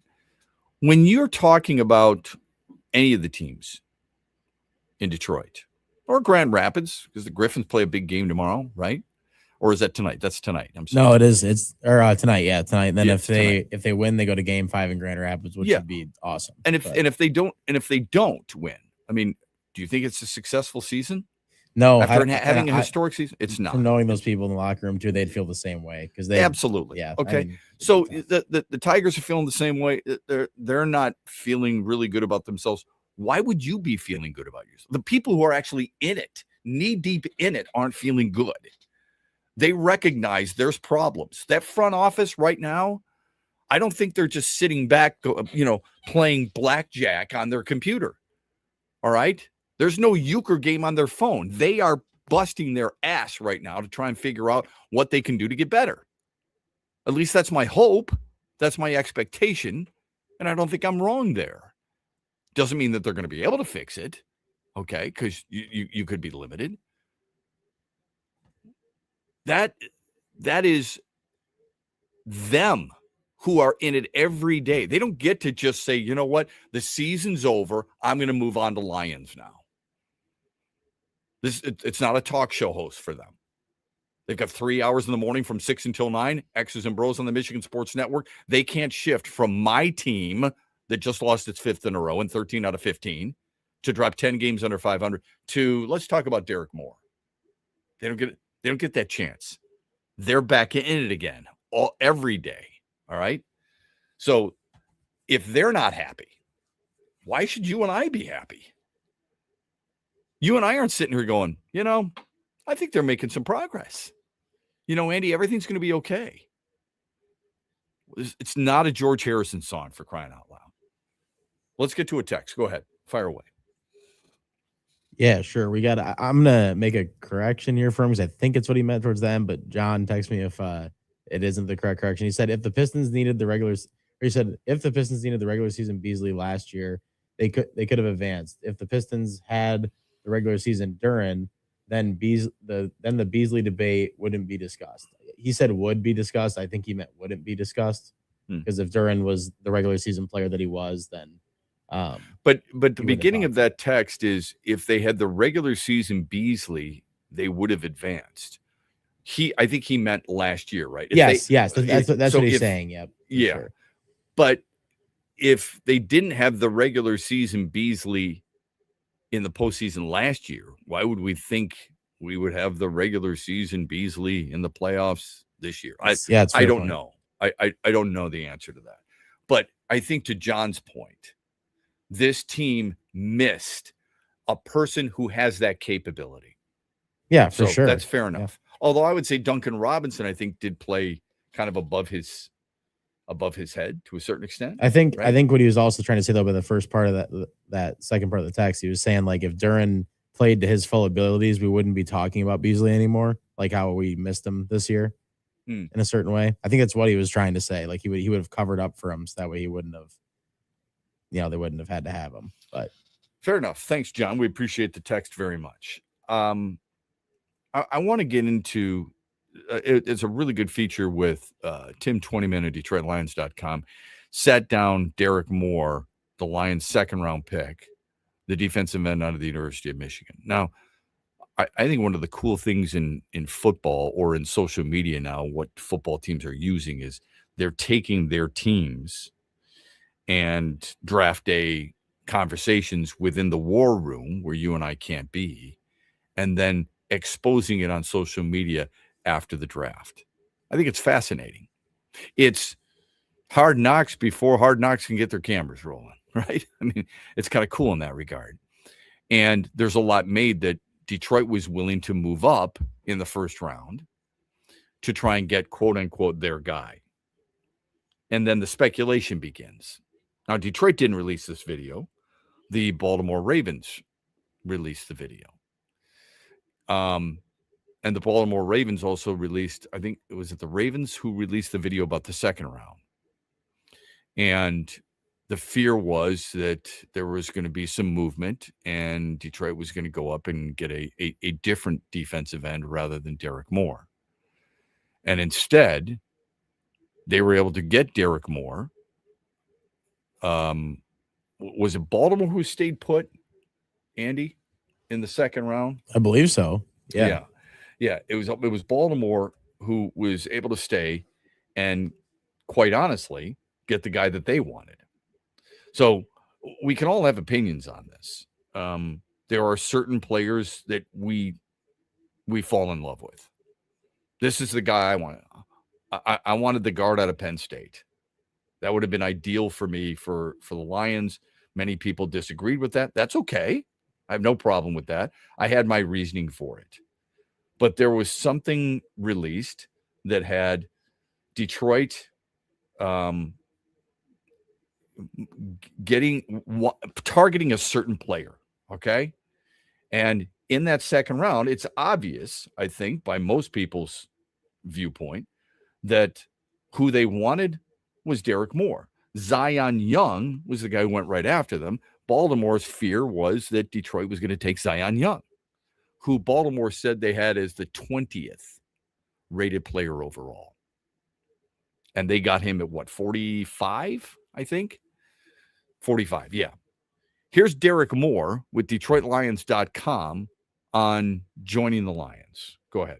When I eventually get that role, going into, my whole thinking process, how can I help Hutch? I feel like, Hutch is the star of the show. So how can I, help him take all that stress off him, and cause a little less attention, for him so he can also get off as well, but I can also get off myself.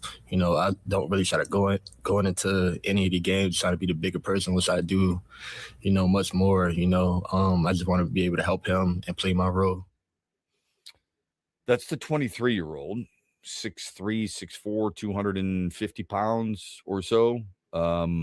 Really liked the pick, but I'm not going to lie. Zion Young was a guy who I was thinking would have been a really good fit for Detroit too, the kid out of Missouri. Ended up not being the case. Our phone number, by the way, on the Meyer hotline, 866-838-4843. You can text us, Sports Radio 21,000, or you can join us in the chat on X, YouTube, and on Facebook as well. We welcome you for that for sure. But there's a certain angst that I think Lions fans have because of pre-draft rankings on where certain guys were. So I've told you this before. There are certain publications, certain guys who I really respect. Dane Brugler, he really, from The Athletic, he really goes he goes really deep into the NFL draft. And a guy, so when you look at what he had prior to the draft, it's easy to look at it afterwards, but prior to the draft, when you see that position, the defensive end or edge rush, all right, when you see that position group and you look at who's ranked where, and you see that a guy like Zion Young is ranked ahead of Derek Moore, in his view, that Cassius Howell is ranked ahead of him, that Mason Thomas is ranked ahead of him, that makes you think a little bit. Detroit moves up when they could have gotten Zion Young, who some people say is really good at setting a firm edge and should find a starting role. Detroit is truly believing in their scouting, but it makes you a little cautious as a Lions fan. What does he need to do? Is he one of those new guys that must be a home run? Absolutely. Who else is that guy? We'll get to that on the other side here on X's and Bros. We're brought to you this hour by friends at Soaring Eagle Casino and Resort. in the Den. It's a new day to celebrate and be free. It's a new day full of action and excitement because it's a new day for winning.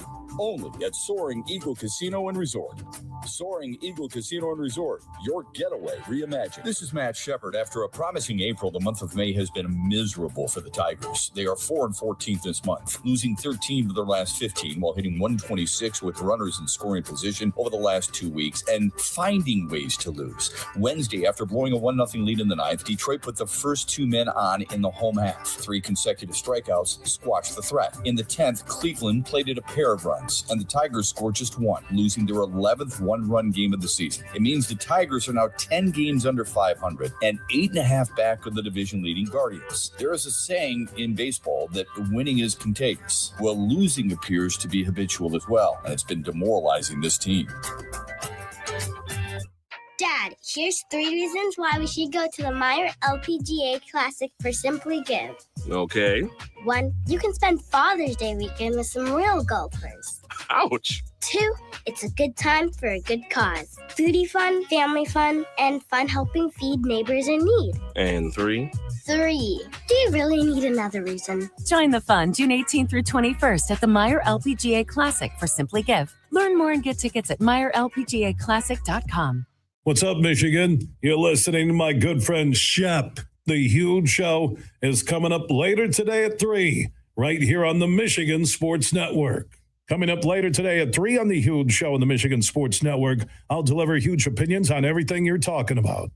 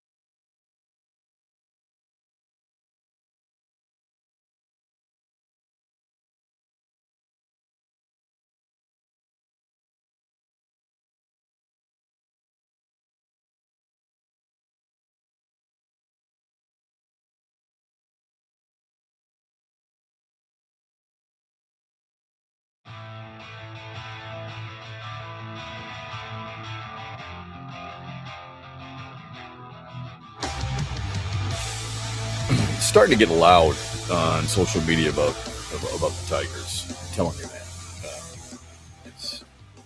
They've got to nip this in the bud. And that bud is growing. They've got to get something done. Maybe they can get it done later on today. Welcome back. X's and Bros, Monday through Friday. Quick question for you. You ready? This is going to be hard because I played this quiz last night and I didn't get them all. So I don't expect Andy to either. But Andy's a big football guy. Give me 5 NFL teams that don't have a team logo on their helmet. The logo of their team. Okay. Okay. The logo that's like the main one. Well, the Lions have a lion on their helmet. Okay, yeah, I got you. Okay. Then. The Bengals. That's correct. That's one of them. Stripes. Same division. Same state. Oh, Cleveland. Yeah, that makes sense. Right. Okay. So there's 2. Yeah, why is that so hard? Feels like it shouldn't be. One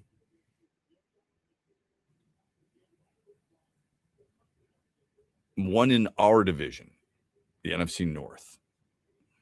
Is it the Vikings? It is the Vikings. Okay, I just thought that to Good myself, but okay. So there's 3. For some reason, I was still thinking, okay, because there's actually like the actual Viking, but they have like that, the correct. Yeah, right. yeah. But there's nothing to indicate where it is. Like Green Bay. I mean, it's the G for Green Bay. Chicago, the C for Chicago. You understand? Chicago I Bears. get it. That's why I thought that. So there's 2 more in the NFC. There's 2 more in the NFC. Teams that don't have a team logo or team name on their helmet. One is in the NFC East. Pretty good team and a tough team to beat. I'm having a tough time with this. Eagles. They just got feathers, right? They just got wings. Okay. Yeah, that's true. It's like it almost looks so similar with their actual logo still. It's weird. Yeah. And then the last one is in the NFC West and recently won a Super Bowl. Oh, the Rams. Correct. Gotta be the Rams. Yep. Okay. Those are the 5. Speaking of football, which injured or new Lion needs to be elite? Who's the guy you need desperately to come through this year? Like Kirby Joseph and Brian Branch. They might be the 2 biggest unknowns for this team going into the season. If you had those 2 guys healthy, considering what Detroit has done recently, especially with the draft, address the edge rusher, which we hope is the right guy, addressed the center position and a tackle position, might be second best odds to win the NFC behind the Rams, because the Rams look pretty damn good. All right. If I said to you, Cade Mays has to be as good as you think he's going to be for giving him that contract. It's not like it was an outrageous, it wasn't Tyler Linderbaum contract. It's not like it was an outrageous contract, but you're relying heavily on this guy, okay? Especially at his young age. He's not Frank Ragnow, but he's better than Graham Glasgow. How about the return of Sam Laporta? How important is that?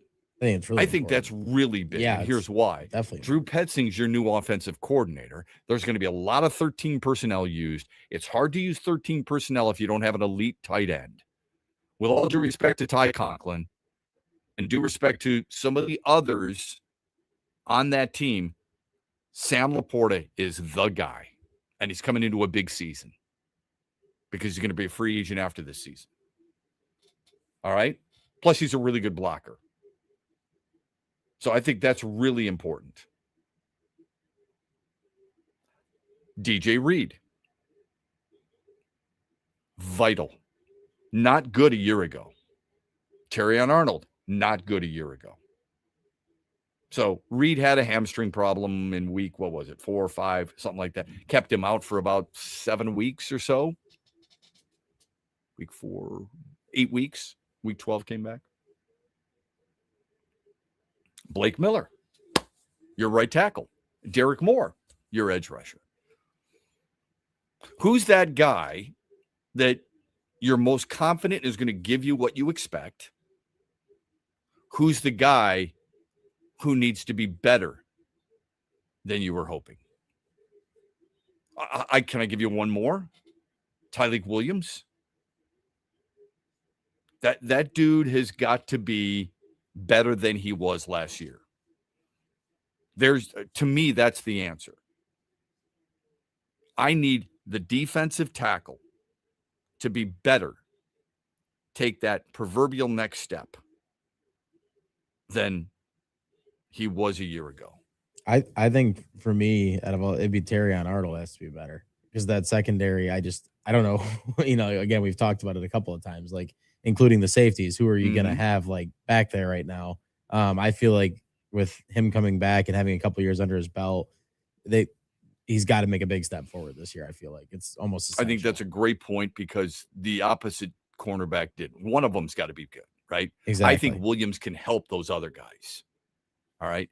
And let's face it, the Lions used a draft pick. I know it was a 5th round draft pick, but the Lions used a draft pick to get a guy in that secondary who supposedly is going to be, a steal of the draft, supposedly, by all accounts. That was it. When you said, give me the one guy that you're surprised was there for what team and who might be the steal of the draft, most people wrote at least one of the names was Keith Abney. So if Terrion Arnold's not good, I think Keith Abney can be there for you. But I like your thinking there. It's hard to pick just one guy because you need Arnold, you need DJ Reed. The safeties are going to be fine if they're healthy. Yeah, but you need Arnold, you need DJ Reed. I think Tyleik Williams is a fair, but you're probably more right than I am. I think Tyleik Williams is a good pick too. You need more people to step up over there. Well, let's see if he's a good pick. Right. He wasn't last year. He wasn't a difference maker last year. Sorry. I mean, I expected more out of a guy. So somebody told me this. They said, look, I didn't notice him in the biggest game of the year. And that's a good point. They said, if he was so good, how come while at Ohio State, why wasn't he more noticeable? And I thought, man, that's tough to argue. Why was at Ohio State against Michigan? Did you notice him? You didn't. Do you know how many tackles he had? Not that this is the be all end all. All right. He had 2 tackles for loss. That's it, Andy. He played all 17 games, started 10 of them. He had 2 tackles for loss. Yeah, it's not. I mean, no matter how you cut it, it's not great. No. He had 3 quarterback hits. Defensive tackles could be a big reason why Jack Campbell was so good last year. Because they're tying guys up. Running back gets to that second level. Boom, there's Jack Campbell. But I would expect my defensive tackle to have more than 18 tackles. So he's got to be better. No question. The guy who I expect to be the guy you signed or drafted is Cade Mays. I expect him to be as good as you think he's supposed to be and stabilize things. You look at his film, you see what he can do. You break down all the things that he does well. Look at it. Reaches the second level. Engages. Strong hands. Good, powerful lower body. I'm looking forward to watching him play. Got to take a quick time out. We're brought to you by Soaring Eagle Casino and Resort on a Thursday morning. Mitch Lyons here, founder of Mitch Lyons Wealth, where we create your best game plan to protect, grow, and win retirement. I'm here with Tiger legend Kirk Gibson, who we are proud to support and partner with on the newly opened Kirk Gibson Center for Parkinson's Wellness. Thanks, Mitch. We appreciate your support, and we are excited to have recently opened the center in Farmington Hills. It provides exercise therapy and educational programs that are helping the Parkinson's community. Just like Mitch Lyons Wealth helps improve the quality for their clients' retirements, this center helps improve the quality of life for people with Parkinson's. And Gibby, the best part of all is that access to the center is available to the Parkinson's community free of charge, right? That's right, absolutely free of charge for people with Parkinson's and their care partners. You hit a couple of the most famous home runs in Major League history, Gibby, but I feel that your greatest hit will be the positive impact the Kirk Gibson Center is making in the fight against Parkinson's. Mitch, since my diagnosis, I get up every day and focus on winning that day. This center encourages others to do the same. Awesome, Gibby. To learn more, go to kirkgibsoncenter.org. Celebrate the soul of folk and Americana. The Lumineers Automatic World Tour comes to Soaring Eagle Casino and Resort Sunday night, July 19th, with special guest Josiah and the Bonnevilles, part of the Soaring Eagle Outdoor Summer Concert Series. Tickets start at $67 and are on sale now at the box office or online at etix.com. Showtime 8 p.m. See the Lumineers live with Josiah and the Bonnevilles, July 19th at Soaring Eagle Casino, SoaringEagleCasino.com. Where are you watching the Tigers this year? Superfly Hayes here for Detroit Sportsnet. Sign up like the Ute Show did with the Detroit Sportsnet Tigers Wings package. Subscription info at tigers.com and MLB.com.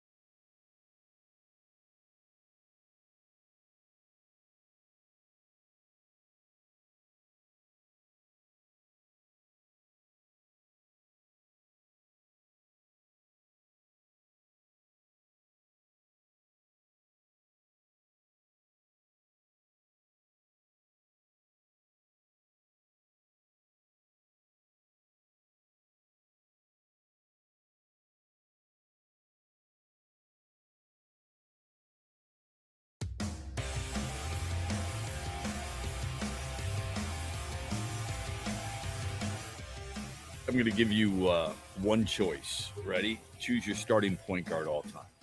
Magic Johnson, Chris Paul, John Stockton, Isaiah Thomas, Steph Curry, Tony Parker, Jason Kidd, or Steve Nash. Yeah, you're making it really easy on me.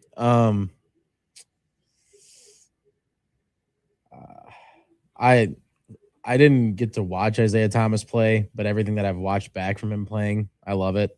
I think I would take it. Otherwise, for me, it would probably be Steph Curry because I watched him kind of change the game of basketball, I feel like, in his own way. Sure.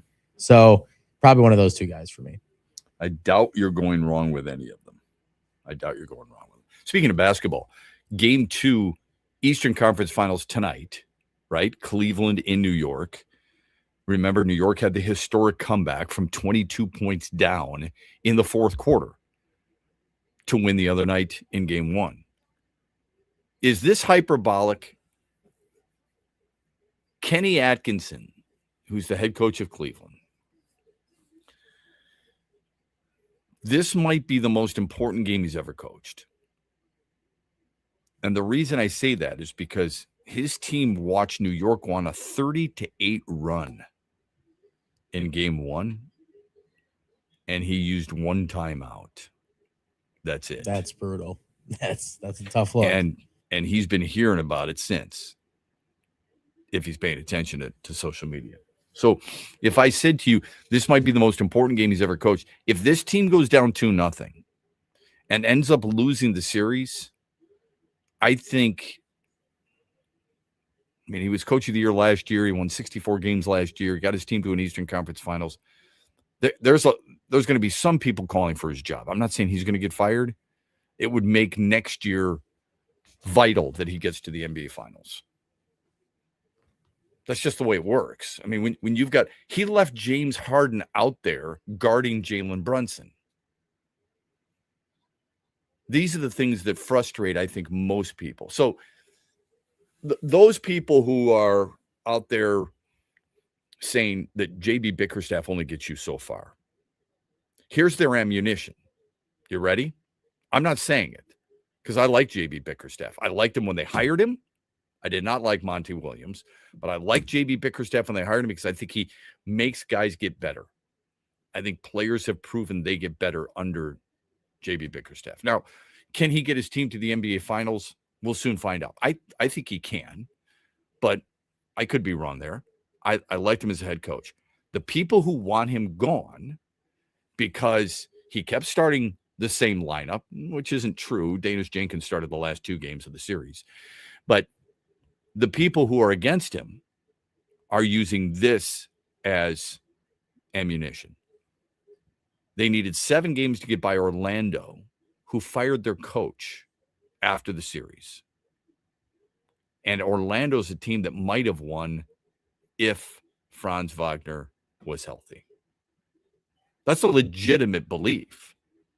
If you are going to be one of those ones screaming from the mountaintops, the Pistons would have beaten the Knicks a year ago in round 1 if Isaiah Stewart was healthy. You could understand, and he's not even their best player. You could understand why Orlando would be screaming from the mountaintops. We would have beaten Detroit if our second best overall player, because Paolo Banchero is their best player, our second best overall player played in the last couple of games. Is that logical? I think so. So they'll use that as an example that coach was fired. And they'll use this example right here. You lost a Game 7 when you had it at home to a coach who just got absolutely schooled in Game 1 by Mike Brown. Somebody told me earlier this year, the Knicks aren't very good, and the Knicks, they don't even want to play for their coach. They have a funny way of showing it. By winning, 3 games in the first round by 30 or more? And coming from 22 down to do that? I think it's huge for Kenny Atkinson tonight. You can get a split. It's like Stephon Castle said last night. Look, we didn't play very well, and we were still in the game. We split with OKC. That's pretty good. Cleveland can forget about game 1 unless they lose the series. Let's say they lose the series in 7. Everybody will be talking about game 1 again. But Cleveland can almost forget about that if they get a win tonight. And Kenny Atkinson can, to a certain extent, redeem himself. Everybody will put it in the back of their mind. They will. We do that with athletes and coaches all the time. I love Aaron Judge. I think he's really good for baseball. I like the way he handles himself. Every person who talks about Aaron Judge and his MVPs and so on and so forth, and his home runs and all that other stuff, you know what else they bring up? Playoff performance. They did the same thing with Clayton Kershaw. And they'll do it with same coaches and so on and so forth. I mean, Andy Reid had that struggle before he won in Kansas City. Andy, if I say Josh Allen, what do you think? Like, what's the first thing I think of? Yeah. You think MVP probably? Yeah, good. Great. Okay. Yeah, good player. Yeah. Do you also think playoff inability? Yeah. I mean, you have to associate. I think Okay. if you said the name Lamar Jackson, I'd say like the same thing. That's where I was going. What if I said Justin Herbert?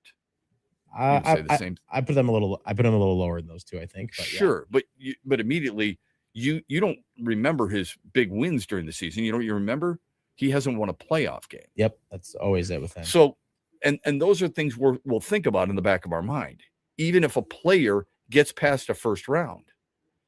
Hell, if Joe Burrow makes it to the second half of the season, you're going to be happy because people think of him as a guy who gets hurt a lot. So this is very common. Kenny Atkinson is going to be thought of for that game 1 faux pas unless his team wins the series, unless they get to the finals. It's something people will make sure they're holding on to. Locally, Tarek Skubal. Why didn't he go deeper against Cleveland 2 years ago? Why didn't he go deeper against Seattle last year? Cy Young's Triple Crowns, best pitcher on the planet for sure. People in Pittsburgh have a strong argument with Paul Skeens. Philadelphia, Christopher Sanchez. But there's a lot to be taken out of. People will fall back to certain situations. Hell, Max Scherzer, when he was here. But he doesn't complete games, Shep. Justin Verlander. But what happened in the World Series in 2006? Certain things that you're having a hard time living down as a coach or as a player. As great a coach as Marty Schottenheimer was, could not live down the fact that he didn't win his Super Bowl. You know what I mean? So there are certain things that I think, we're all looking at for sure. Let's get to the daily wager and let's get to the final results of the poll question. And then I do want to ask you about one guy who's retiring. That's Aaron Rodgers, who is widely despised throughout the state of Michigan unless you live in the UP because of his association with the Green Bay Packers. But first, yesterday we asked you, are you watching the Tigers? And we gave you 4 choices. No, it's too frustrating. Yes, now that the Pistons season is over. I did until this brutal stretch where every game I watch. I'm a loyal fan. What were the final results from the Mitch Lyons Wealth poll question of the day? Actually, relatively split up. It was no, it's too frustrating. It was 25%. That finished in third. No, sorry. Wait, what was the question yesterday? Yeah, it was that's the right one, right? Yeah, that's the right one. Tigers. Yep. Okay. No, the Tigers are down with 17%. I did until this stretch was 8%. Every game I'm loyal was 50%. So people are still watching. Wow. Good. Okay. I hope you're watching. I mean, look, it's frustrating for me. It's frustrating for everybody who roots for the Tigers, but there's still something about baseball that I would hope makes most of you look at it and go, it's peaceful for me. There's going to come a point in time where if it continues, that's not, unfortunately.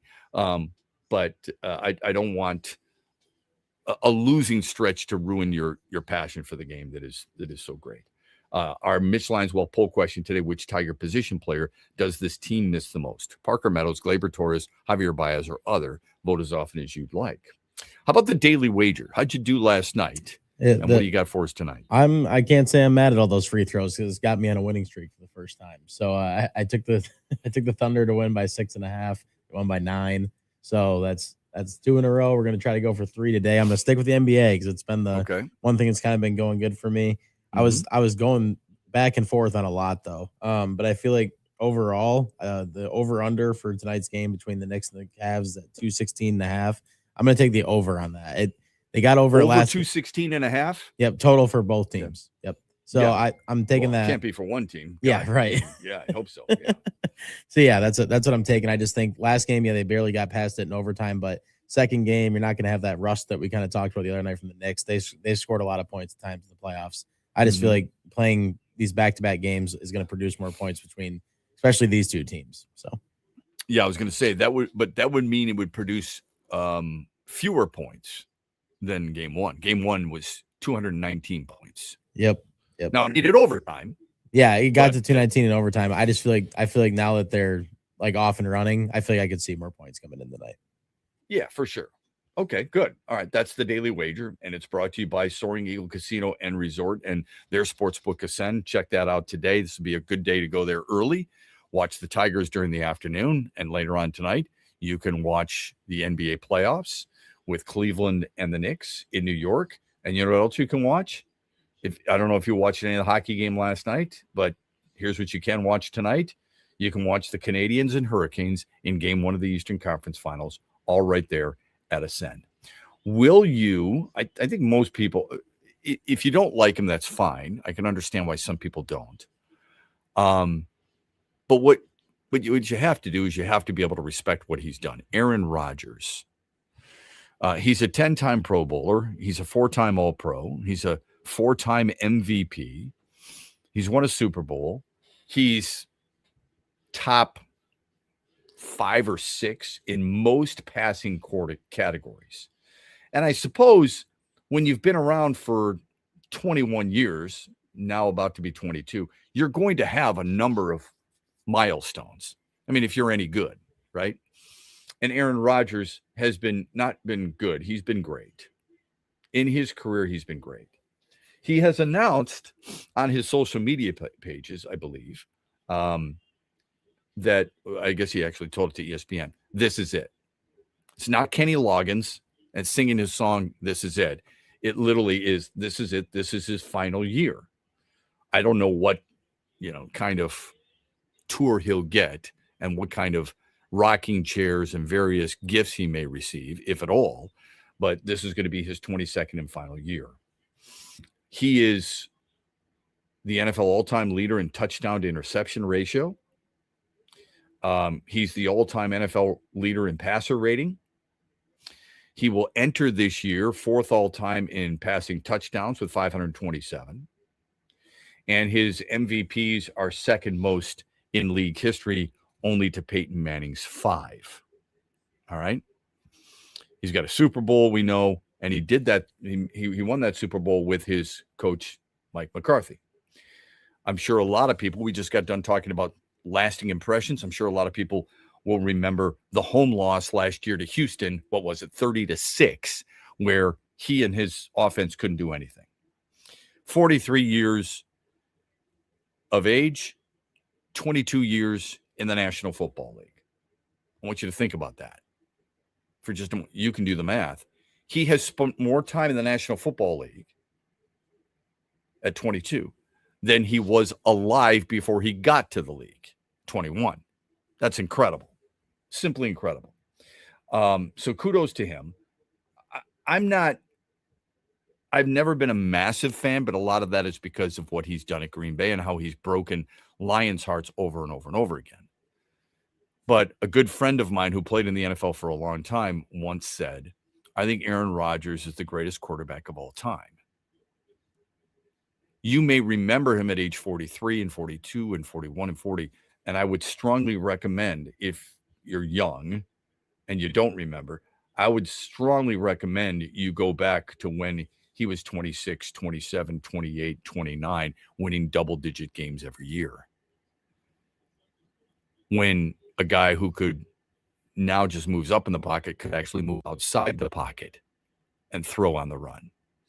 who had probably, outside of Dan Marino that I could think of, one of the quickest releases of all time. One of the stronger arms of all time. Nothing you can do will fool him. And I hope it's an appreciation. So you may not like him, just like I'm not a huge fan of LeBron James, never have been. But what I can do is appreciate how great a player is. Now, I can nitpick apart some of the other deficiencies that I don't like about him. LeBron James flopping, for example, shouldn't take away the overall belief in how great a player truly is. Okay? How do you feel about Aaron Rodgers? Andy, you've watched him for most of your adult life. How do you feel about him in general? When somebody says Aaron Rodgers is ... what do you think? Well, one of your main experiences of watching him was the Hail Mary that he dropped in against the Lions in person. That is that's tough. But yeah, as a person, he's never been my favorite guy, but he's so good that you just have to respect him. That's just kind of where I'm at with it. I guess being around sports enough and seeing how hard all these guys have to work at the end of the day and how good he is at a very hard game to be good at. I definitely respect him. His personality is not my favorite. But yeah, obviously a lot of bad memories of the Lions too.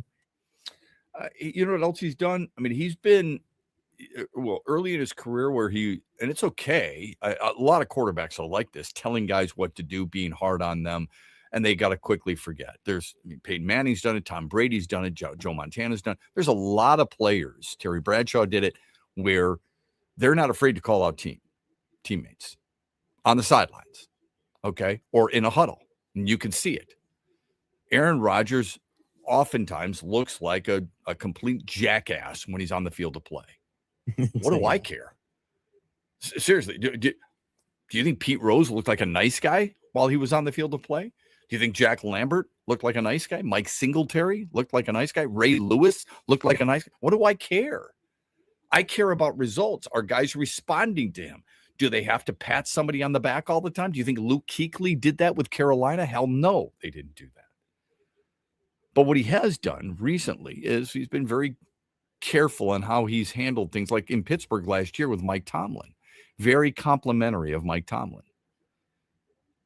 Might be a little bit later than you wanted for somebody in their career and in life, but overall, he's going to go down as one of the greatest quarterbacks of all time. There's a part of me, as long as it doesn't happen against the Lions, and it's not going to because Pittsburgh's not on their schedule, as long as he's not hurting the Lions, I don't want this to be a situation where he leaves and everybody looks at him like Joe Namath or John Hadle back in the day, or O.J. Simpson in his final years.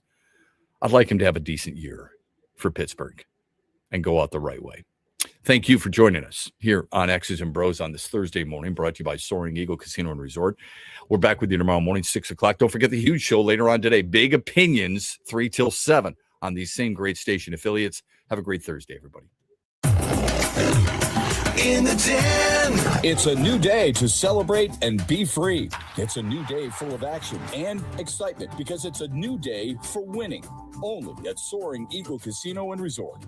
Soaring Eagle Casino and Resort, your getaway reimagined. This is Matt Shepard. After a promising April, the month of May has been miserable for the Tigers. They are 4-14 this month, losing 13 of their last 15 while hitting 126 with runners in scoring position over the last 2 weeks and finding ways to lose. Wednesday, after blowing a 1-0 lead in the ninth, Detroit put the first 2 men on in the home half. 3 consecutive strikeouts squashed the threat. In the 10th, Cleveland plated a pair of runs, and the Tigers scored just 1, losing their 11th one-run game of the season. It means the Tigers are now 10 games under 500 and 8.5 back of the division-leading Guardians. There is a saying in baseball that winning is contagious. Well, losing appears to be habitual as well, and it's been demoralizing this team.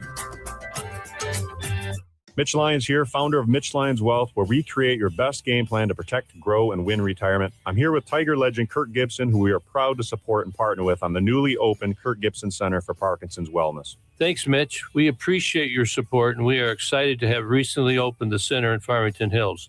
It provides exercise therapy and educational programs that are helping the Parkinson's community.